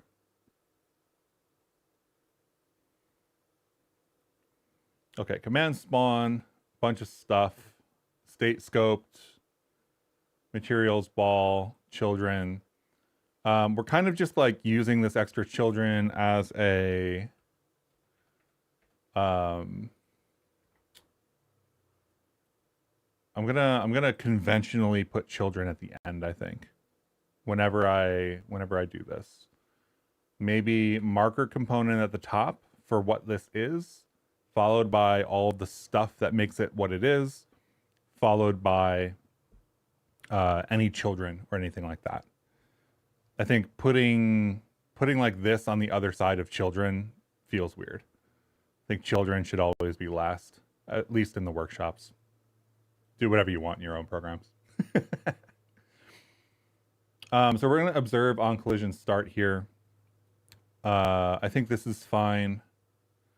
I like the observer approach here. This is significantly simpler than some other approaches we could take. Contains is good. I like that change. Thank you for the suggestion. Brick size is arbitrary. We don't need to like constify this or anything. This is just kind of like, we could be like, hey, here's a function for setting up a level or whatever. But I think if you're going through this and you want to build a level, you can build your own just inline here, or, you could do whatever you want. I've started using specific sizes for things. The logic here for laying these out might be able to get simpler. I might be able to find a simpler way to write this. Like math-wise, it's not that difficult, but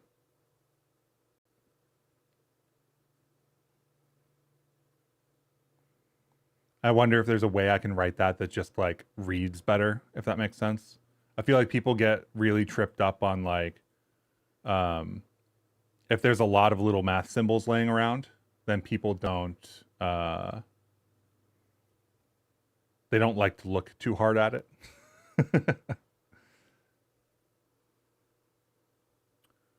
Did the Skeen Vec example from yesterday make sense? Yeah, the Skeen Vec example made sense. I think that the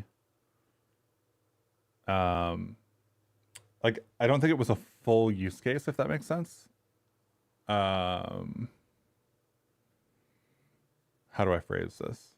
Let me look at it for a second, because if I don't look at it, then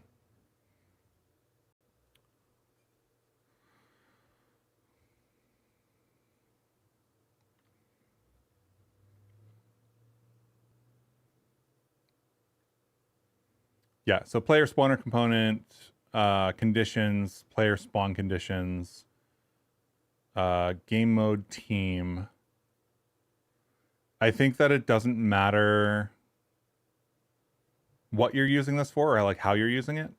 I'm sorry, I'm not going to show it on stream just because like I turn off my chat devices when I'm streaming.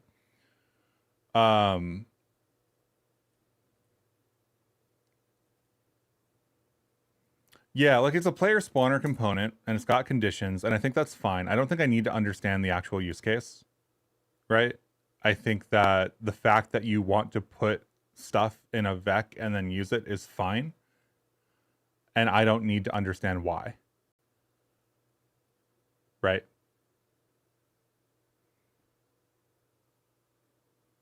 You've got spawn condition of some kind, and the spawn condition is like game mode and teams. And I like if you showed this code to me, I would be like, I don't really understand what this is restricting.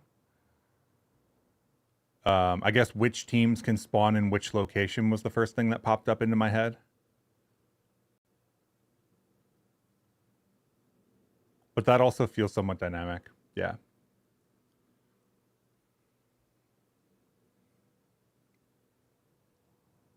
So you're hard coding the set of teams, basically.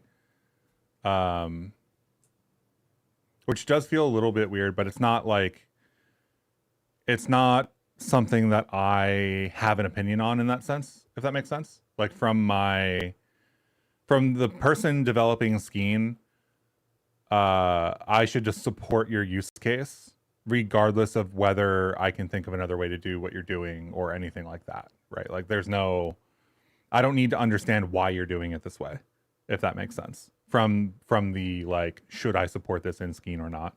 I think that you are using Vex here.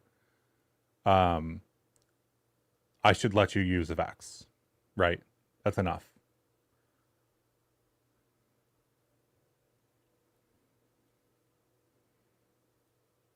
Okay, children, state scoped, children are collider rectangle. Yeah, I think that like if it was a, how do I frame this? If it was like a big new feature, like there were people who are trying to request that we integrate deeply with Blender's physics system. I have very like specific questions about stuff like that. Like I need to really understand use cases before I put massive amounts of like new feature code into the code base. Yeah, it sounds painful. It does sound painful.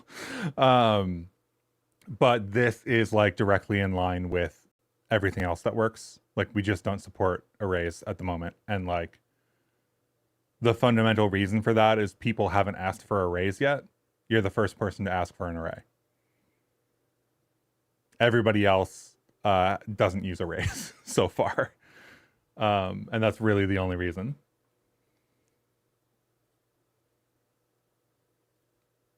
Yeah, really. Which is why I'm like, oh, what's the use case? Because people just like aren't using them at all. I looked through actually all of the components inside of Bevy. I've checked all of them, and I think there are like effectively 0 where you would want a vec, like to actually like set a vec value, which is really interesting. Like I was looking at that going, dang.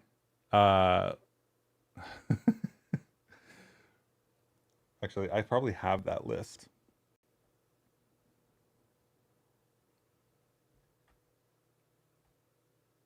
Yeah, here we go. Let's move this over. Grab this desktop for a second. Moving desktops you buy doesn't necessarily have a great time with. Okay, so there's this registry JSON, right? And if we look for a vec, this is like an entity hash map, right? So we don't support entities. So anything that is like a list of entities doesn't make sense at the moment. I think the only thing I could really come up with was box shadow, but I'm not sure why somebody would be defining UI nodes inside of Blender. Right, UI nodes are pretty specific, and they don't like you can't create a UI node in Blender as far as I'm aware. So like you could put UI node box shadow stuff on an empty or something like that, and like use Blender, like hack Blender into being a UI tool. But like this one is just the texture atlas layout. If you're going to do a texture atlas, you're probably not going to define the texture atlas layout using a component with a vec of urex. This is a mesh. So far, like Blender is a mesh construction tool, right? So like you typically don't need this. There are use cases for setting like arrays of indices and buffers and stuff, but I'm not sure that they are the same interface, if that makes sense. Like if you have a buffer of vec data and a buffer of indice data,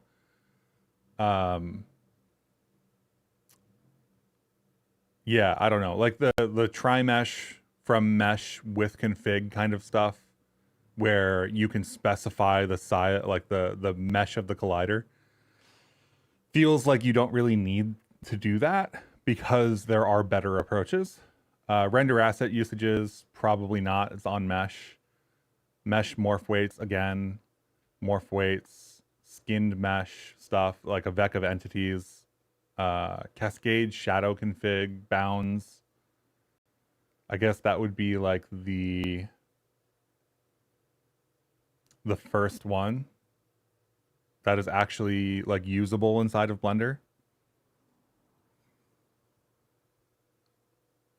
I'm looking at this, trying to figure out if there's anything else about it that was weird. Minimum distance, overlap portion, bounds. Yeah, I think this would be cascade shadow config. What is cascade shadow config?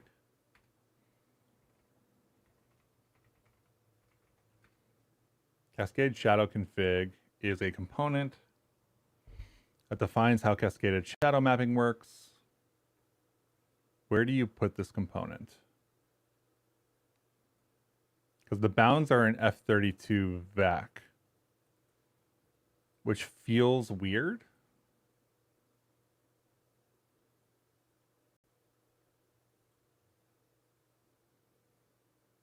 The positive distance to the far boundary of each cascade. Okay, so theoretically you could have multiple cascades, and then this is an n length vec for each of those cascades.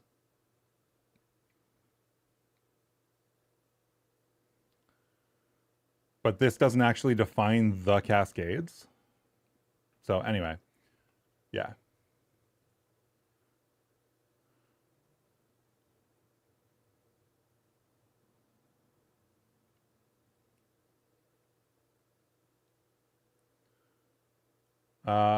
Would love to have some special handling around physics colliders. You like how Skeen doesn't have any special hacks except Avian? Yeah, so the bit mask thing, the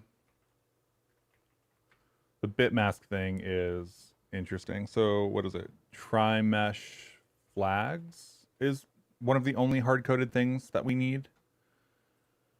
I think if I remember correctly, this is like really the only hard-coded third-party type.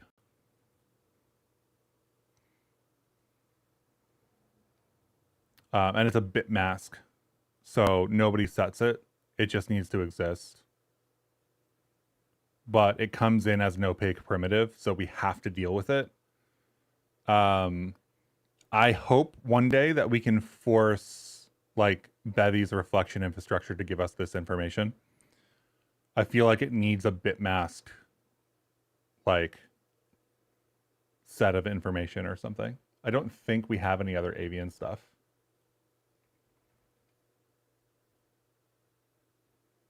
Tri-mesh flags. Yeah, it's literally just tri-mesh flags. So this is the only special case handling for avian right now. is this one type. And that's because Collider Constructor has it in one of the variants.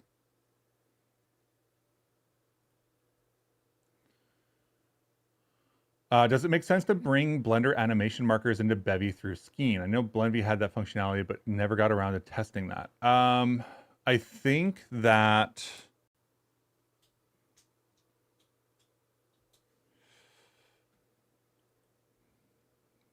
I need to do some testing, is what I'll say, around what data actually gets exported through animation into the GLTF files. Or not Bevy, GLTF. GLTF animation export.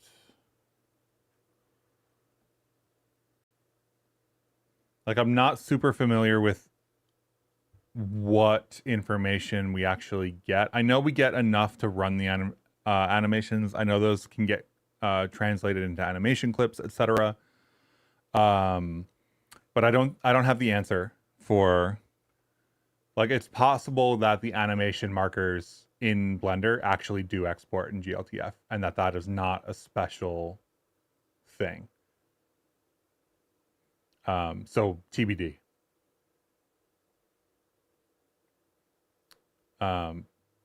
If there's a thing that you would in general want, feel free to create issues and stuff.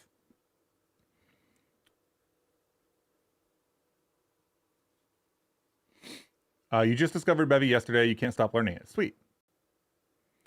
You'll probably fork the Blender add-on to add some special UI around physics colliders if you stop being lazy one day. The amount of times you screwed up your physics things.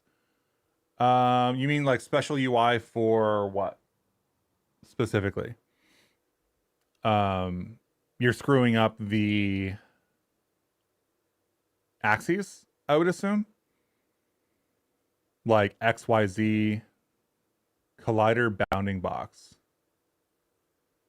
Yes, there are official examples for animation and stuff in Bevy repo.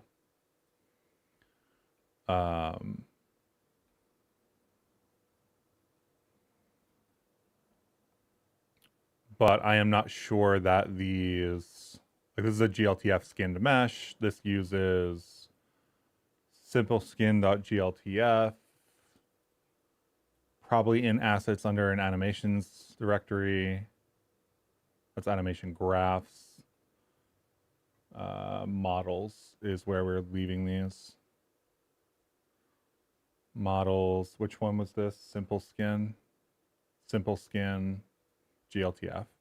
So, like, yeah, we can look at the data, but it doesn't show well on GitHub. It's also got a binary blob in it. So I think I need to do some experimentation myself, because I can't read this binary blob for sure. The official example is manually set frames for events instead of using something from the GLTF file. I think that's just because showing how to construct them is the point of the examples. Right?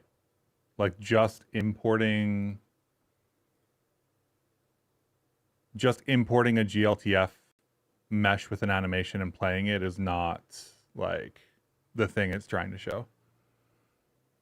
End sizes, you're horrible at blendering. Adding invisible monkeys with colliders does make things confusing. Invisible monkeys? Just as a quick aside,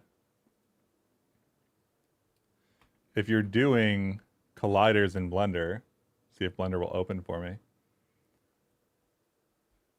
Are we in, let's run this for a moment. Let's fetch the type registry. If you want to do a collider arbitrarily, you can do an empty of any kind, like a cube, and you can drive this with a collider constructor And instead of try mesh from mesh, is that really default? Interesting. Previously, we didn't have default, so it was always showing up as sphere. Cuboid, driver, single property, cube, dimension 0, right? And then this is a visualization of the size of the thing, etc.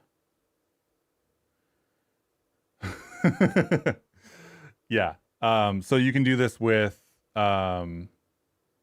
like empties and stuff. I'm considering looking into how to render more of these kinds of things. One of the things you can do for sure is like render these as wireframes too and such. So there's a bunch of stuff. There's some stuff that I need to document too, right? I think that having a documentation page that I could point you to right now, that would just be like, hey, you can use empties or you can use meshes or whatever, is actually an open issue on the repo. You found some people hooking Blender Unity to work as editors. Meanwhile, they're not written in Rust. Do you know what would be the right direction of how to build it? How to build... what do you mean by creating hooking Blender Unity to work as editors? Like specifically, what functionality are you looking for?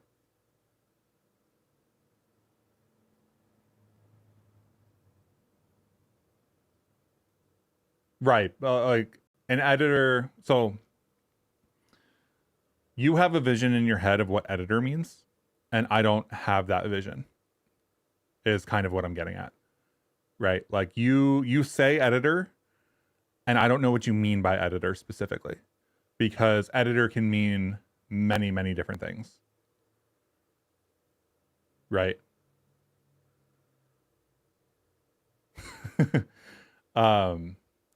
So like the functionality matters. Like to have a 3D editor create levels. I mean, that's what I just showed, right? Do I not have a Chrome window? There's a Chrome window. Wow, that was great. Nice layout job. That's what this does. Like if you want to use Blender and you want to insert components on Blender stuff and export GLTF to Bevy and use that for your levels, that's what this is. So you don't need to build it.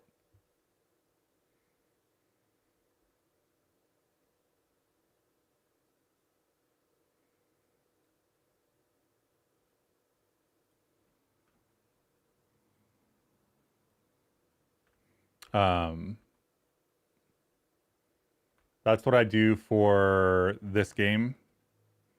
This game, unfortunately, we just fixed the, or we just ripped out, I guess, all of the character control. So it looks really awkward and doesn't do anything. It's pretty terrible at the moment. This was last Saturday. We're in the middle of deconstructing that character controller.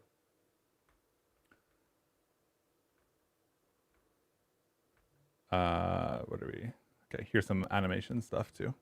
How does your library compare to Blenvy? Well, that is on the website.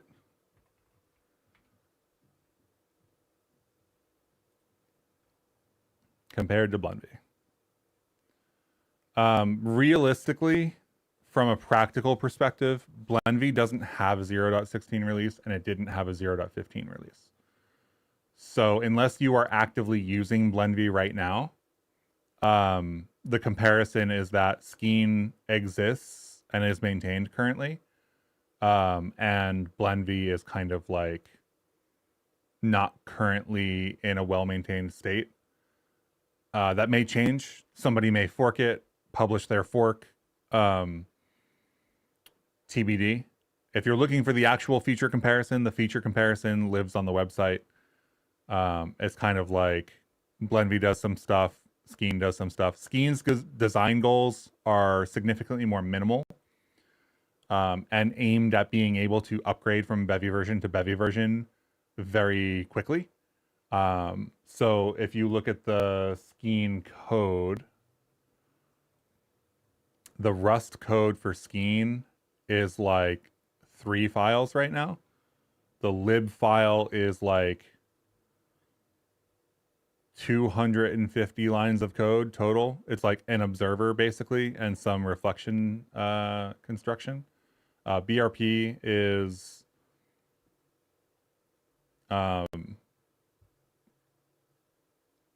there's a new presets endpoint basically. Wait, why is BRP there? That doesn't look right. Did I accidentally commit this?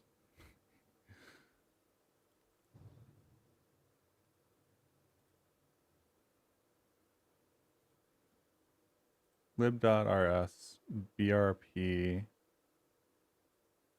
That is a file that I accidentally committed. That is not actually used at all. So ignore brp.rs. I'm going to remove that later today. Presets is the right thing. And this is a 100-line implementation of all the defaults and presets and stuff. So all of the Rust code is like 300 lines of code total.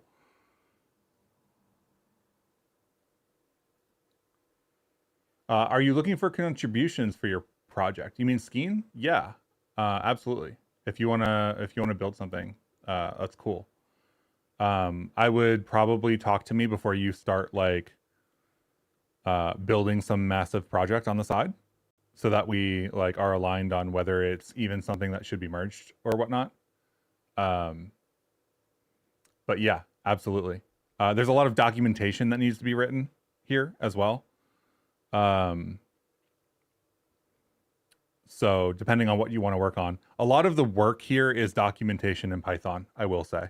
So if you're looking for Rust stuff to do, this might be the wrong project, but I'll leave that up to you. Depends on what you want to work on, you know?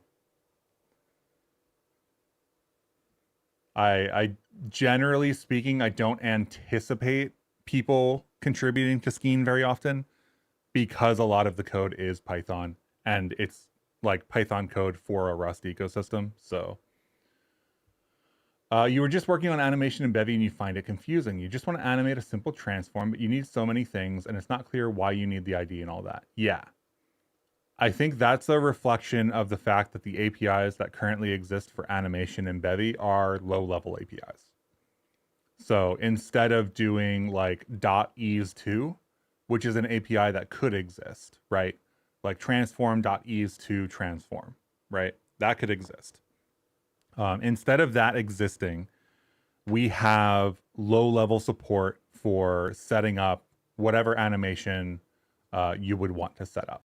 And because it's low level, you have to deal with the low level, like, pieces of it. The goal is to have higher level APIs at some point. But you are not alone in the, like, this is weird. This is, like, more code than I want to write. That's kind of the reason that I left it out of that workshop, like we were talking about earlier, right? To do an animation with an animation clip does require like 30 to 50 lines of code. Yeah. Is there a more sane way to export the registry to a file than to create a full Bevy app and doing a BRP call directly on start? Like you see the Blender CLI in the docs, but both Blender and Bevy.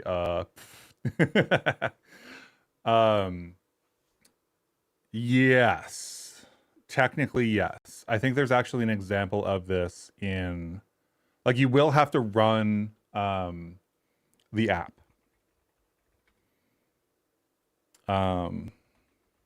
Like you're not going to get away from having to run your Bevy app. You will have to run the Bevy app.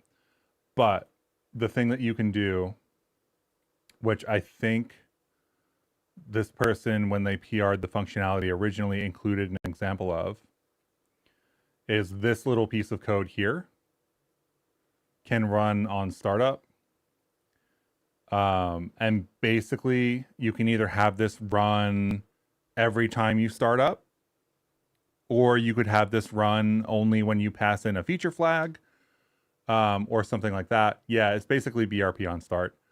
You don't have to run BRP for this, actually, because how do I frame this? The systems that are API endpoints for BRP are just systems. So you can just run the system.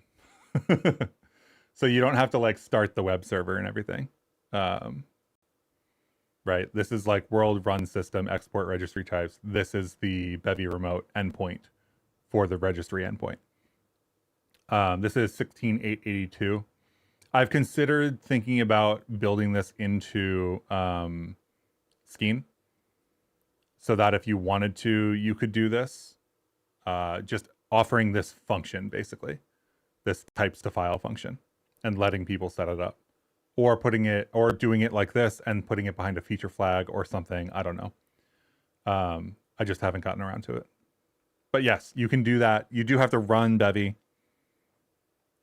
No, I did not. I did not do that.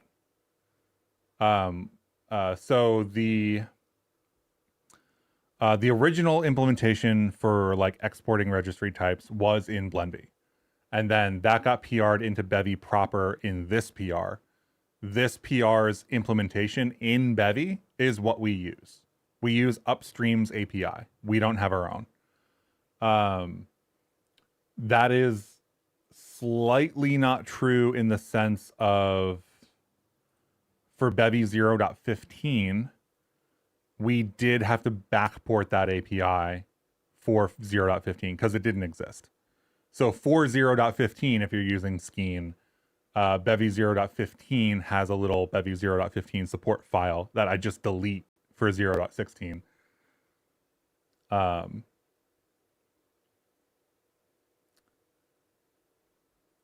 This is the same thing.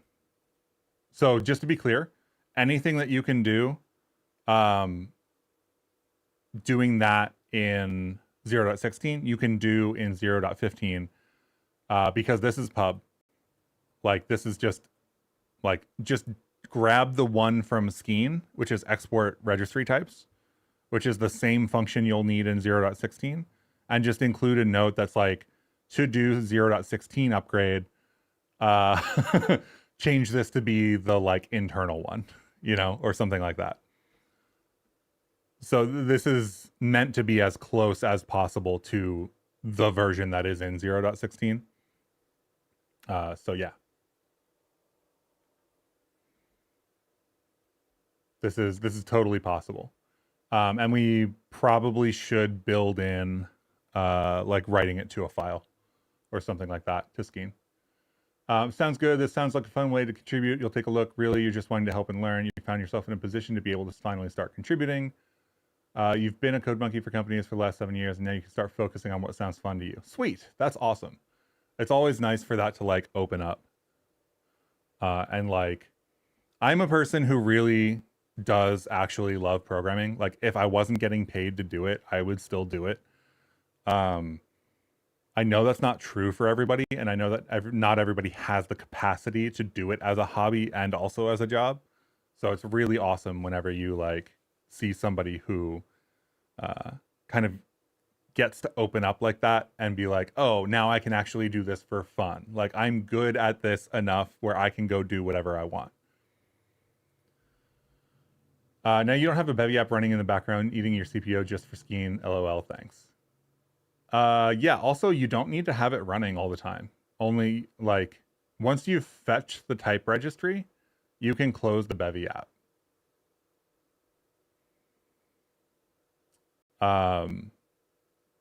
So like you don't have to have the Bevy app running.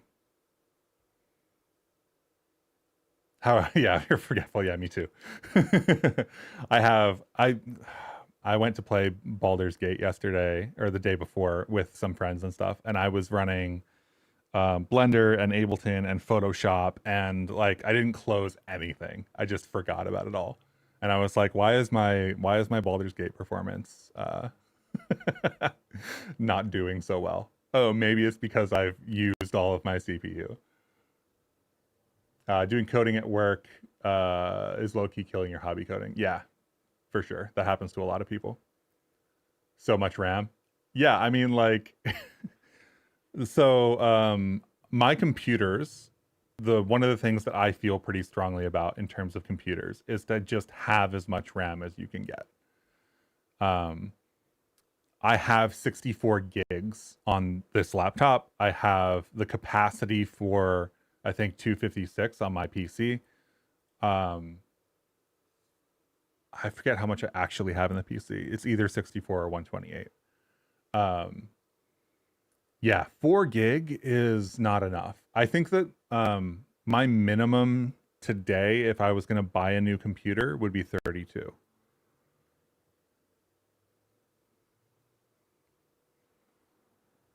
Like, I don't think, unless I was like on a very strict budget, right?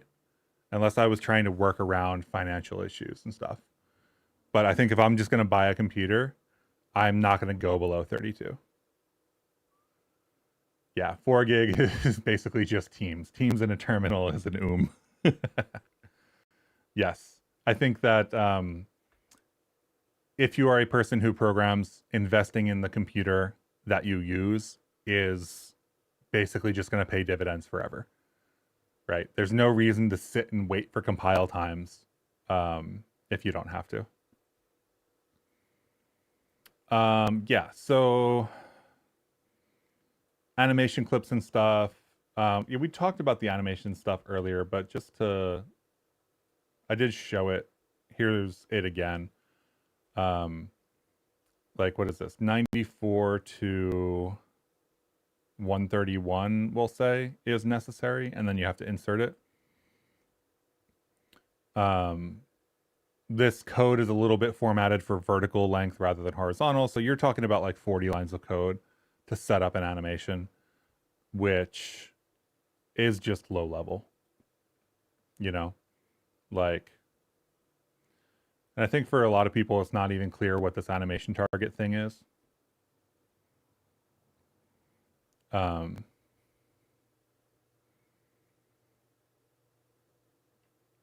It's tough to like, all the wording is based around bones, right? And when you don't have a bone and you're just trying to create an animation clip, the vocabulary feels weird. But yeah.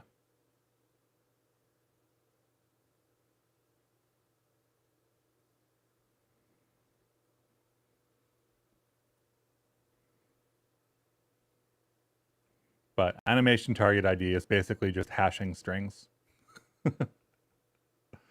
more or less.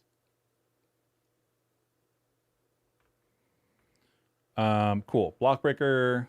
I think paddle speed. Paddle speed could go up randomly. I don't really think this is terribly important. It did feel a little bit slow though. Oh, paddle speed is the wrong one. Ball speed.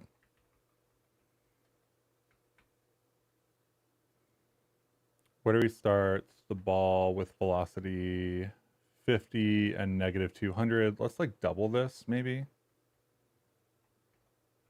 I think doubling it is fine. We don't talk about like continuous collision detection or anything, but yeah, okay. So now somebody can actually like play the game when they start it, which is kind of important.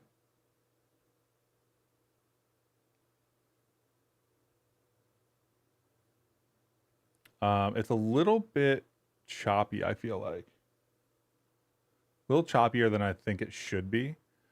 I was under the impression previously that Avian enabled Bevy transform interpolation by default.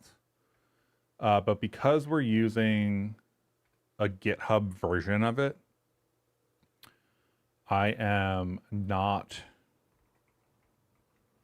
sure about that. I don't know what the state of Avian 2D examples interpolation. Perfect. So how transform, interpolation, or extrapolation can be used. Yada yada, fixed updates. This is exactly what I was talking about. Interpolation from previous to current. We can probably extrapolate because we have very deterministic physics rather than interpolate.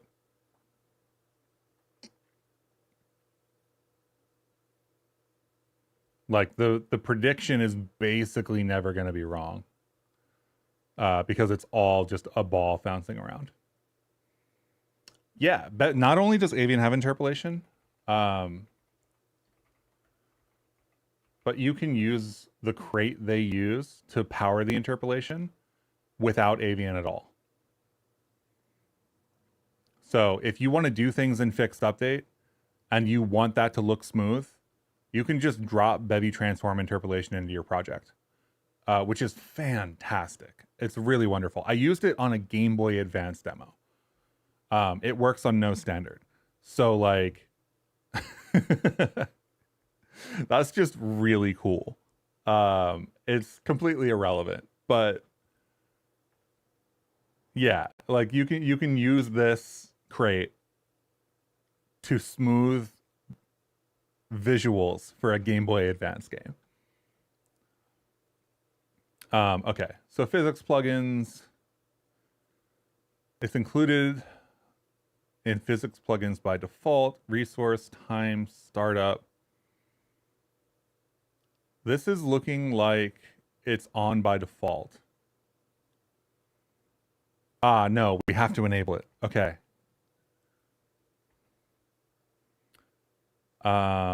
Okay. I didn't realize that we had to actually enable it. I thought it was on by default. But it was looking too choppy to have been on by default. So let's go to the ball. This will be good to mention in the thing too. Transform interpolation. So now the ball has transform interpolation on it. It should look smoother. It looks a little flashy actually. I wonder if that's the debug plugin. Let me turn the debug plugin off. I think my guess is that the debug plugin doesn't take the interpolation into consideration.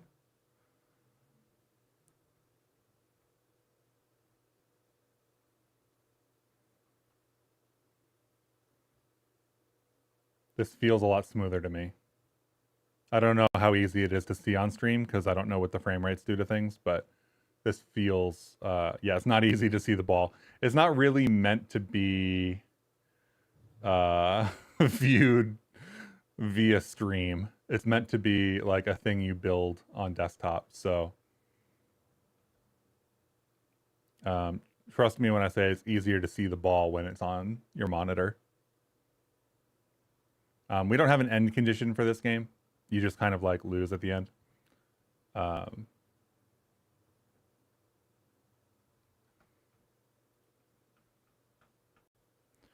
So really the question is like,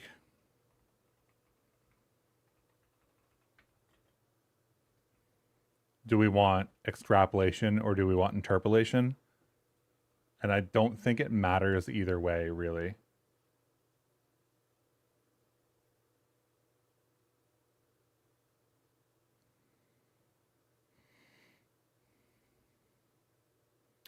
I definitely realized that for stream, this is definitely like white on white.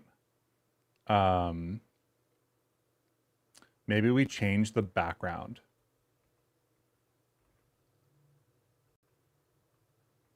Maybe this isn't white for this color. Maybe this is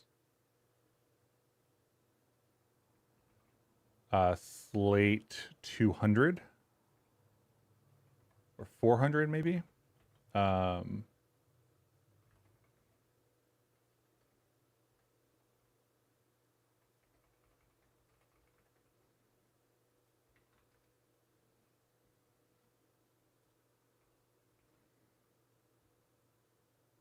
And then it's darkened a little bit rather than lightened.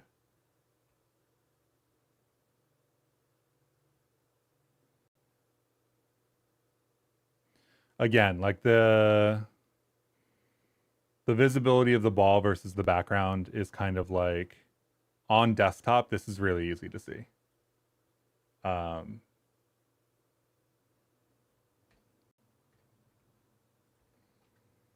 But I'm not against making things easier to see.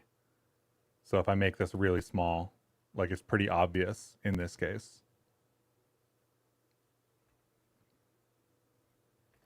Should we go even deeper?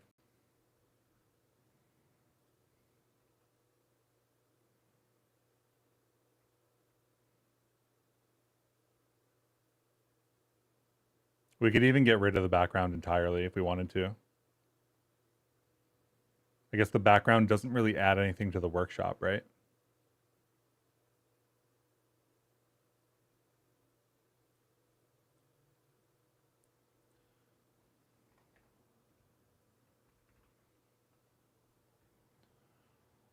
So this probably just gone, I think. And removing it like doesn't really do anything. We do have to set the background color now if we remove this. So the background color will be the clear color, and the clear color is something that we cover kind of all the time. Clear color. Let's do, what do we make the color in the background?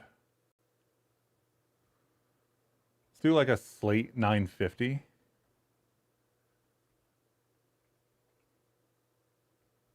Let's not do into, let's do color from, just to make it clear. This is another like pedagogical thing. Like, do you do dot into here and hide what color is? Or do you do explicitness? And it's a little bit weirder to type kind of thing. We'll probably switch the slate 400 back to white.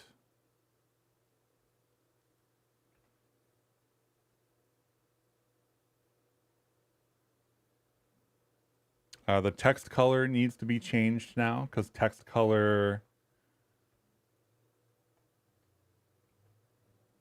isn't going to be visible. Tailwind is everywhere? No. Yeah, I mean, like the Tailwind colors are here, but we're not using Tailwind, you know?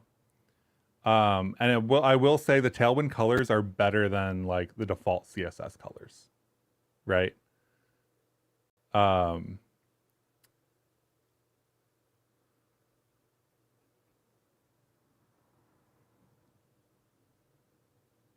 And that's what we're using it for, right? We're using it for a color palette. We're not using it for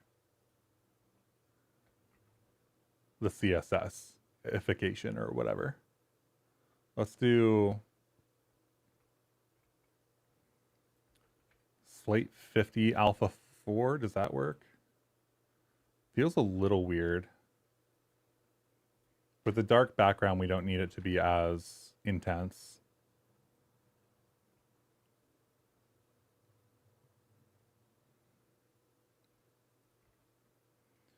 We could pick like sky 50, or I guess like sky 800 without the alpha, because we don't have the background, so why would we have the alpha anymore? And now this is like significantly clearer to see the ball versus the background. Low spec has many nice palettes. Yeah, I mean, we're not really trying to be like super whatchamacallit, well designed here. Low spec definitely does have palettes. There are definitely other palettes and stuff. The only question I have here is sky differentiable enough from the other colors? Because they're basically all sky at this point if we do that. Which I think is fine.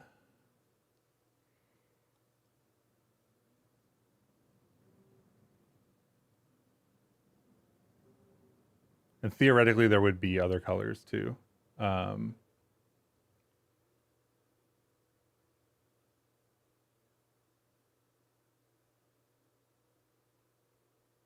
I think this is fine. How am I getting the key inputs? The key inputs are legitimately just res button input and then checking to see if they're pressed. Looks a lot more legible. Sweet. You saw a Tailwind UI macro for Bevy scary stuff. Yeah, I don't really like hate on things like that, you know? Like I think Tailwind UI is fine for what it is.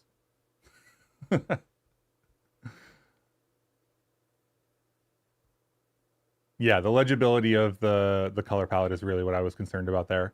One of the things that I don't want to say I struggle with, but I intentionally pull myself back from is making these things look very nice, because the way to make them look very nice is it adds a decent amount of complexity to like rendering them in the first place.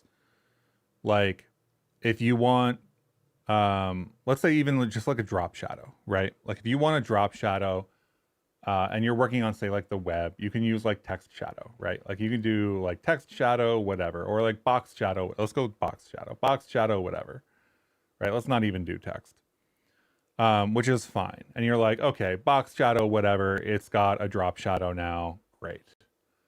But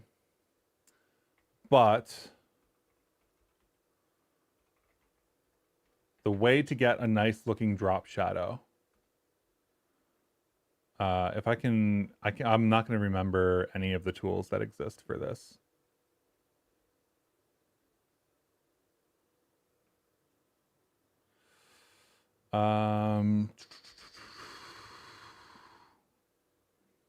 Josh has a good post on this. I'm sure they link to some stuff.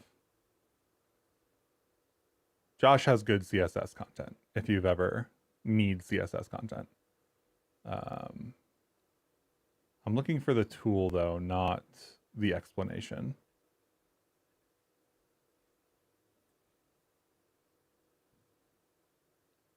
Ah, they built their own. Okay. That's not the one I was looking for, but it'll do. So TLDR, if you want like a nice looking drop shadow, just throwing black on a box shadow isn't enough. You have to end up doing something like this. I don't know if you posted a link, Alan, but YouTube automatically removes all links, so I definitely didn't see it. You could type it out in like that weird like non-link human readable. But yeah, like this text or this drop shadow here, this box shadow looks so much better. But that involves like going through all of this. So there's a real trade-off in this educational content. Do we go through all of this kind of thing? Because Bevy supports multiple drop shadows, right? Is it shadow now? It's probably box shadow. I can't remember what it's called. Drop shadow.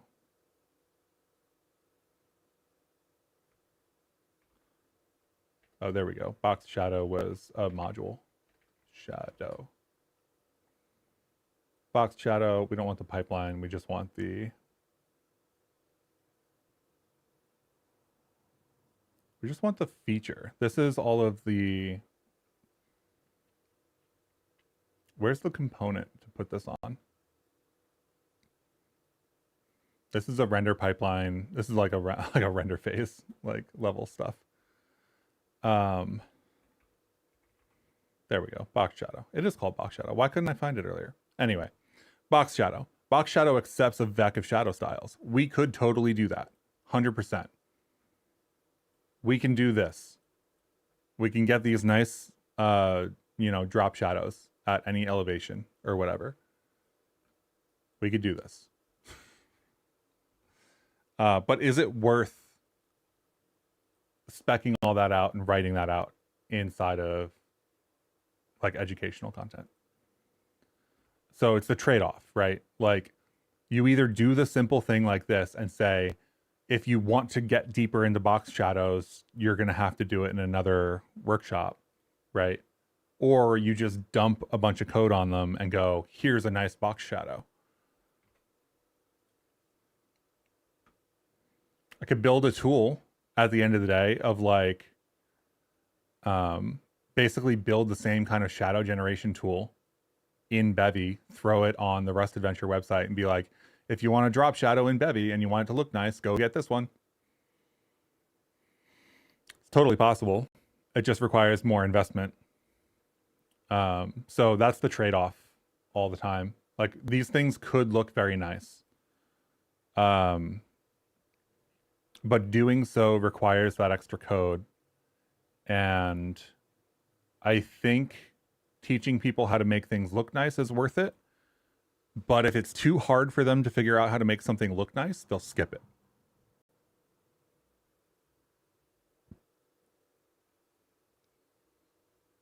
So I want things to look nice, but I also don't want people to skip stuff. I want everything in a workshop to be useful. So drop shadows then become a different workshop.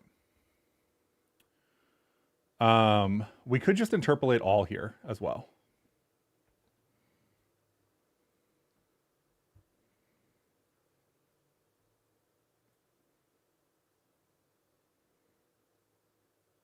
This is what I did in the other example that we use. And I think that people forget to put transform interpolation on things, probably. We've talked a couple times, even this stream, about how people forget to do stuff. So I think actually we just set interpolation on everything and leave it at that.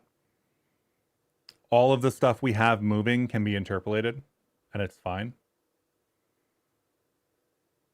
Right? There's no reason for us to like put it onto specific things. So I think this is fine. I think this is the end result.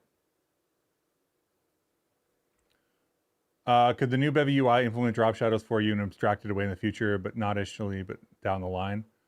What do you mean by implement drop shadows for you? There is a drop shadow implementation, right? I guess the core Bevy drop shadow could have a function that then gave you like a designed drop shadow, right? If you gave it a color, it would give you back one of these like stacked drop shadows. And you could define like how far away it would be. That feels like an external crate more than a built-in.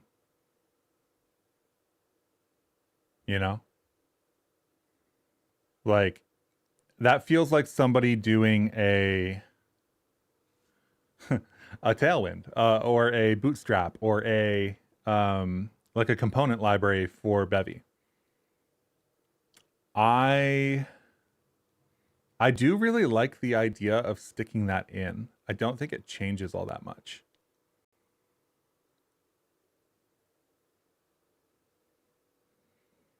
Right? Like make the default drop shadow something nice. Make it a stacked drop shadow. I don't even know what the default is, actually.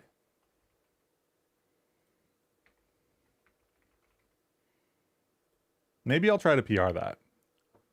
Let's see, default.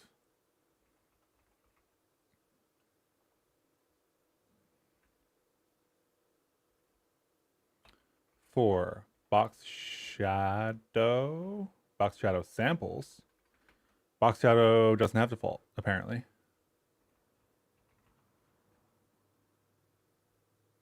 Deserialized component. Yeah, it doesn't have a default.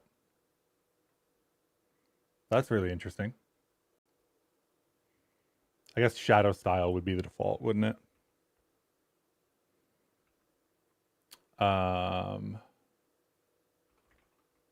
Default for, yeah. So shadow style has a default.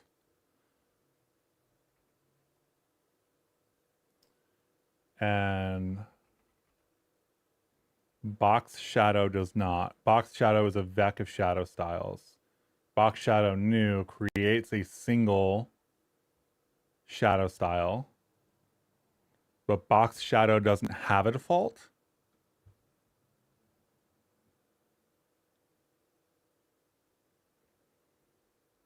So maybe we could have an extra function. I don't know how amenable people are to like having these kinds of things in Bevy. It is kind of just like an opinion thing, right? Like I consider those drop shadows to be nicer. Does everyone else? I don't know. Maybe I'll try to PR that later. See what people say. I do think it's better in general. Where are we? What are we doing? Avian, this, physics interpolation, interpolation on, restitution, friction, clear color, plugins, state scoped entities, systems. Do we need the state? I think we do because we want to have a restart button. Kinematic collider. We don't really need to use linear velocity. We added linear velocity the last time we were looking at this workshop. Not for the ball, but for the paddle. For the paddle, we don't need to use linear velocity. And we could put an observer on the paddle for a collision. And if the collision is colliding with the sides, then don't move the paddle. I don't think that's terribly important though. It doesn't feel like it adds a lot to the workshop. I think we already have an observer-based collider event happening on the ball.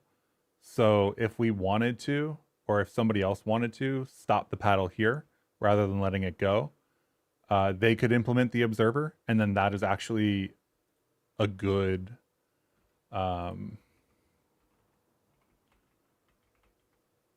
like follow on, if that makes sense. Let's see, we have from font size here, so we could just do this as well.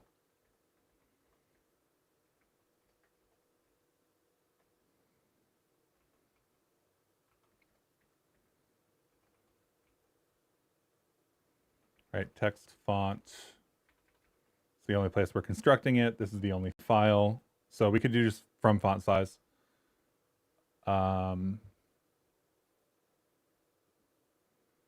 Next date, linear velocity. I think linear velocity is fine. It doesn't really matter whether we use linear or transform. Kinematic can do whatever.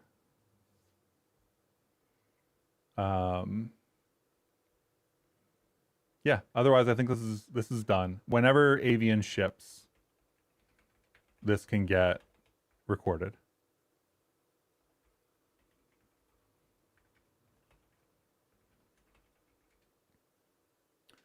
If it wasn't a demo prototype type of game, would you suggest using a library for input so you could get them as float values? You're thinking of something like Unity's horizontal axis input. If you were going to support gamepads, which is what it sounds like you're thinking of, I would use Bevy enhanced input.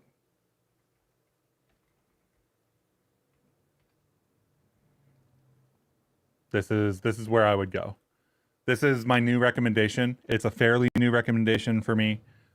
Previously, it was Leafwing Input Manager. Bevy enhanced input is kind of like the next generation of input management. The people who were working on Leafwing are now working on Bevy enhanced input. And it seems like Bevy enhanced input is like driving to be a thing that is eventually upstreamed. So Bevy enhanced input is what I would use if I were building a real game. This is going to be my go-to input management device in the future.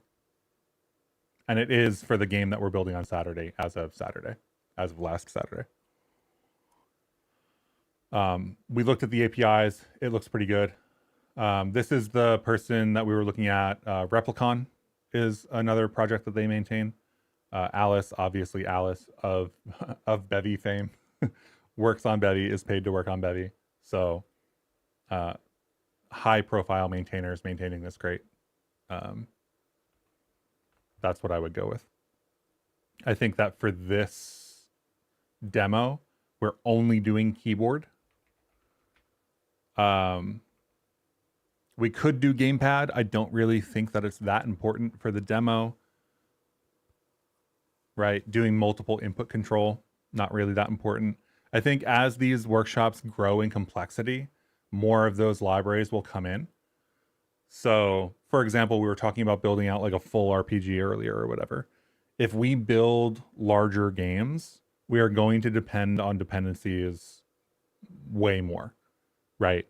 Like, there's no way that I'm going to do a manual implementation of Bevy enhanced input in a workshop just to avoid a dependency.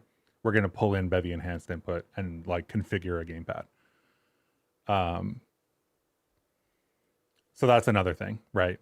Like we have a couple of workshops here. Okay, this is done, right? Let me just double check. Yeah, whenever Avian goes, this can go. Floppy Corgi, I think is already done. We just need a bump.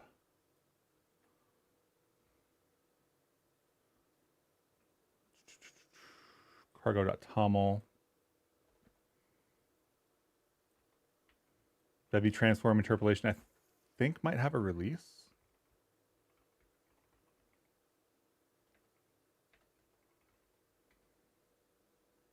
No, does not have a release. We need to have Bevy transform interpolation have a release. I think it doesn't make sense to rebuild this from scratch inside of a workshop. This is like a significant amount of code actually. So that actually puts Floppy Corgi kind of behind in terms of when the workshop can get updated. Let's do a cargo run here. If I can get into the right directory. But yeah. Where's the Bevy 15 game? I could probably just have a page on my personal website or something with a list of crates. Or I could do a scaffold project or something. I don't really maintain that many templates. I maintain a template for Skeen. But I'm not really a template person myself. So I never think to like make one and give it to other people. Yeah, Bevy enhanced input, definitely always include that crate. Serday JSON is like staples of the ecosystem. It's hard to avoid. Iter tools, always a great crate. You don't necessarily need iter tools all the time. As Rust evolves, it actually gains more and more of iter tools functionality. There's still like Cartesian product in iter tools is something that I really like. Avian, if I'm doing physics. If I'm doing progress tracking for asset loading, I use progress. If I'm just doing asset loading, I like Bevy Asset Loader. It's not as necessary as it used to be for some things, like texture atlases can now be done without it.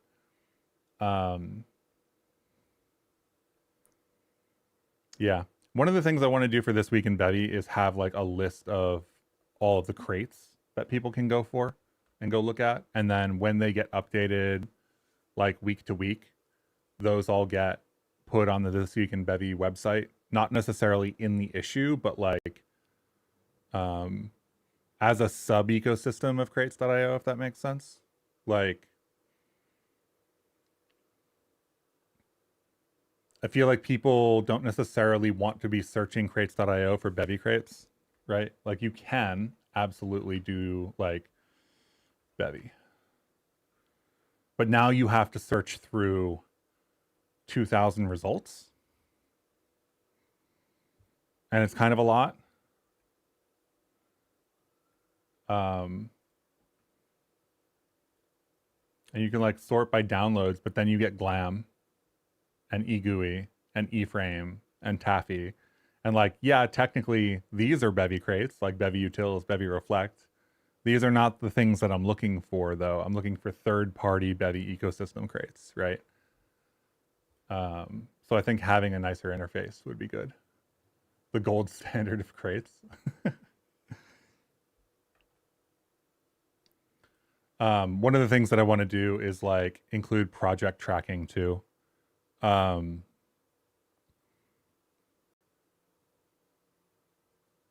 have plans for it. I haven't gotten around to it. I think I'm going to do crate tracking, and crate tracking is going to implement project tracking as well. So we'll see.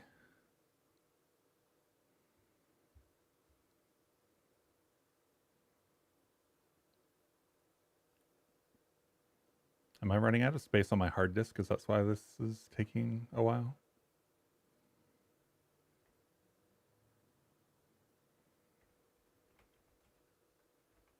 I'm going to run Condo preemptively in my temp directory.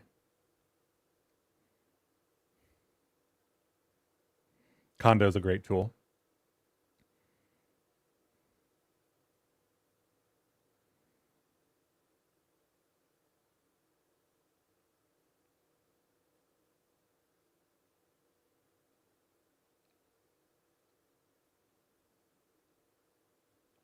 We've definitely gained back enough there.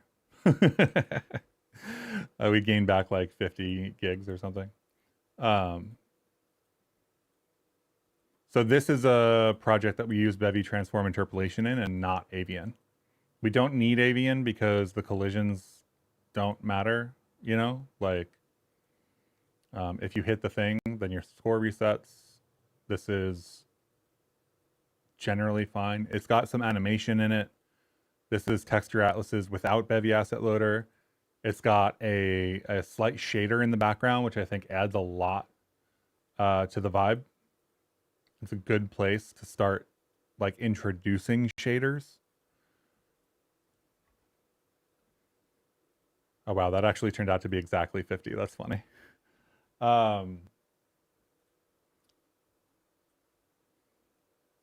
What is the count of code on this?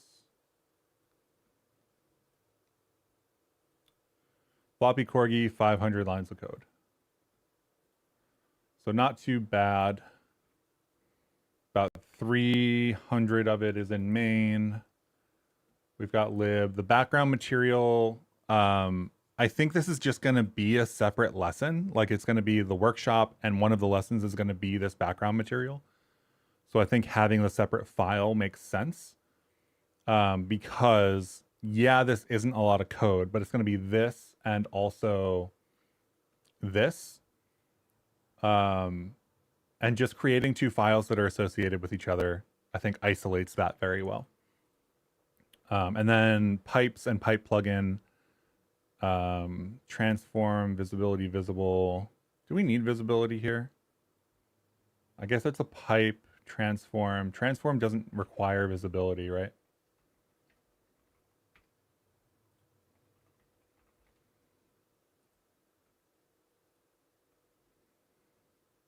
Let's see, requires nothing. No, here. Global transform, transform tree changed. That's it though.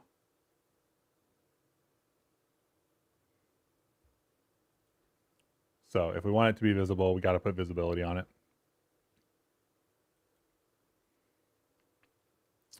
Pipe, sprite, pointscape from XYZ, sprite, transform, bottom, iterate over stuff. This is all reasonable. I think the only thing in this that might be worth removing is the noise.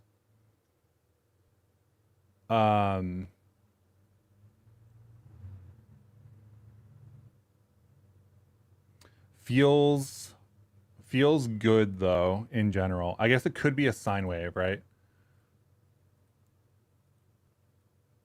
Like this could be, but it'll be very, very, very regular if it's a sine wave.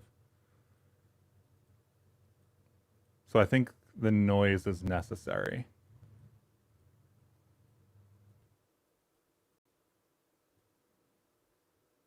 And then we don't have states because we're just letting it restart.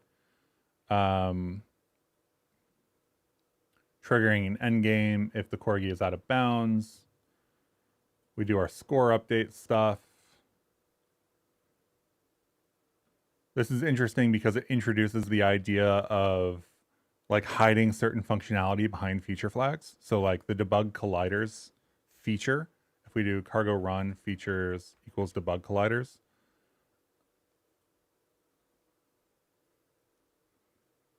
this hides both the gizmos query as well as the actual like collider visualization, which I think is really cool.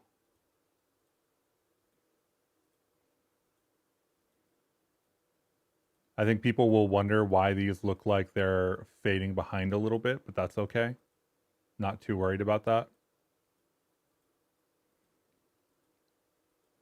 0.16 has spawnable gizmos, like retained gizmos now.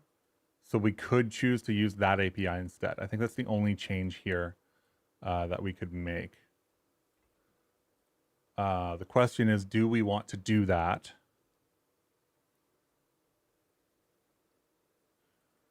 This is doing collision checking.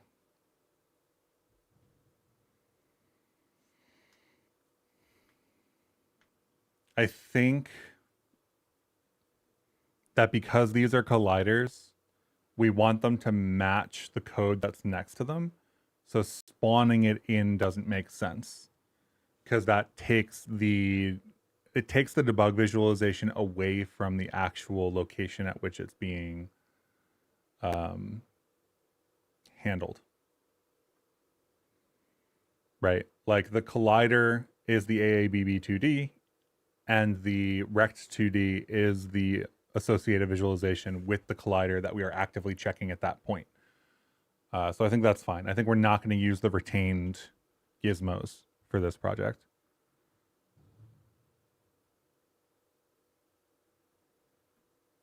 Because if we were going to, then when we spawn a pipe, this spawn would have to have a gizmo on it. Or actually, it would have 3 gizmos, right? It would have a gizmo for pipe top, a gizmo here, and a gizmo down here. And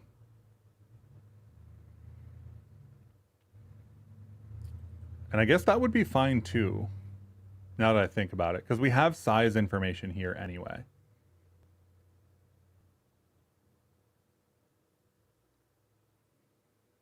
But I don't think it matters all that much. I'm trying to think of, is the concept of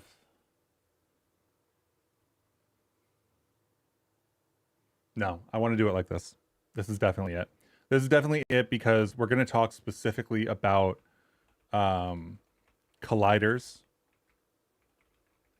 and doing collision detection with AABB2Ds. And I want to literally do that at the same time. I want to see like, okay, we have colliders here, but where are our colliders? And that's the next lesson, right? Like we have to be able to visualize these colliders. So we're going to be working on them at the same time during the workshop, which makes this the right place. Cool. And then we've got Minesweeper. Minesweeper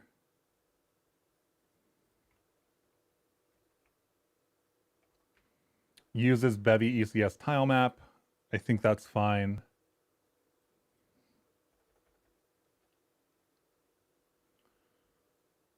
This is one of the shortest in our code, right? This is 338. So it's our second shortest game, which I think is good. There's not a lot to this game. It's basically just observers. We only have the one file too, right? No.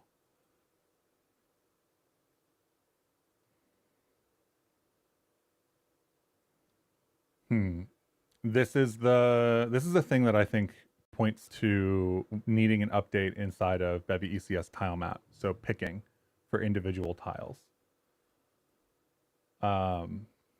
board. We don't use these two, so let's not have random warnings. Spawn board just spawns the tile map. That's all fine. We define whether they're bombs when we spawn the tile map.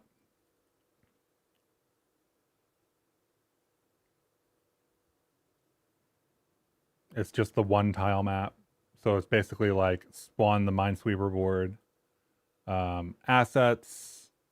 We don't really need Bevy asset loader here.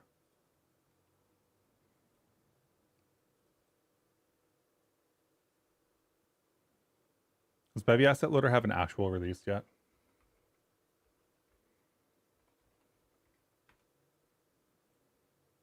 No. It's got the RC release. So I think Bevy asset loader is fine. We could also not use it. Setting up this layout is not terribly difficult in general. Spawn board, we spawn the board. Lib, tile picking is its own file, which is good. This is its own file just because the logic here is awkward, but it gives a good opportunity to talk about some of the, like, when you click on something, are you clicking on the camera or are you clicking on the mesh or are you clicking, like, what coordinate system are you using, and introduce the idea that there are coordinate systems that mean different things, which is a fairly important concept as you get into like more of the shader stuff and whatnot too. But otherwise, this is basically a game about observers, right? Trigger reveal tile. We do a bunch of queries. Let's not accidentally drag that code around. If it's a bomb, then we hit a bomb. If it's a concealed tile, try to reveal it. Check a bunch of the like up, down, left, right kind of areas. Maybe I move this function out, I think. This function probably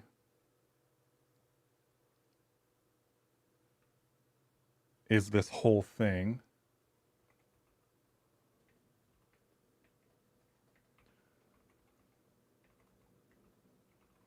Like observe reveal tile, right? And then this is observe reveal tile.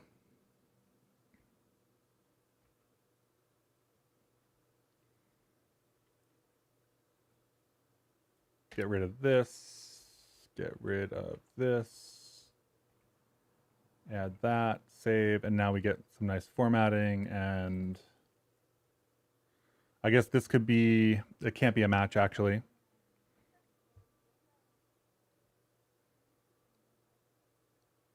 And then we've just got observers, and actually observers that trigger even on specific tiles or specific tile entities.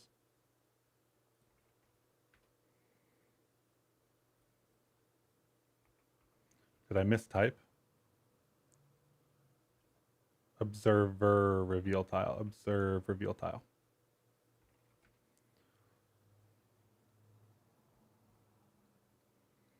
So we've got, of course I clicked on the, unfortunately this one is one that you have to restart the game. We could change that. I'm having terrible luck with my Minesweeper right now.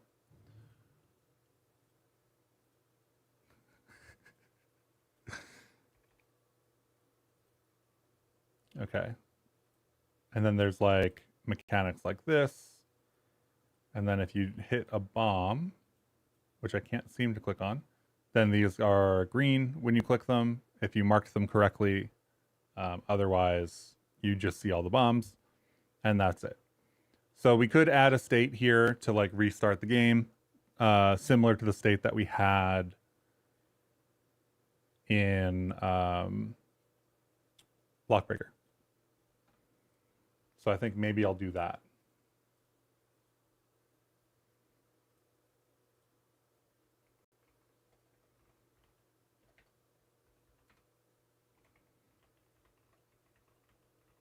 And then I think we're pretty good. I think all these things are pretty ready to go.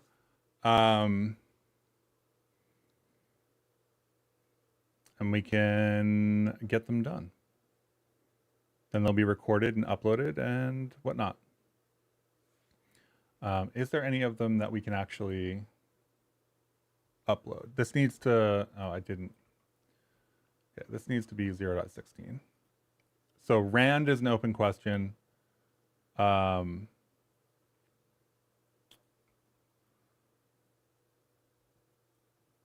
I'll check that off stream, I think.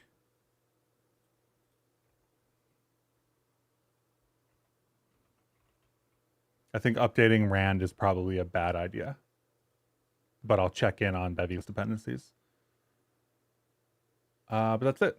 So we've got about 5 projects. They are ready to go in terms of scripting and stuff. I think next week we will refactor asteroids. I think making asteroids another workshop makes a lot of sense. We could use gizmos for that now that gizmos are retained. So we don't actually need to do any visuals, any UI stuff, and we can just handle like ship and collision, which is really nice. And then we'll get rid of a bunch of the functionality that's in asteroids now in that repo, which is like ship selection and stuff. So it'll look a little bit more like asteroids, like the old ray trace, or not ray traced, but man, I can't remember what that laser is called. But yeah, that's it for today. I need to go record This Week in Bevy, actually. I didn't do that yesterday. I didn't have time. So got to go do that. Got to have lunch. And I will see you all on Saturday. Have a great rest of your day.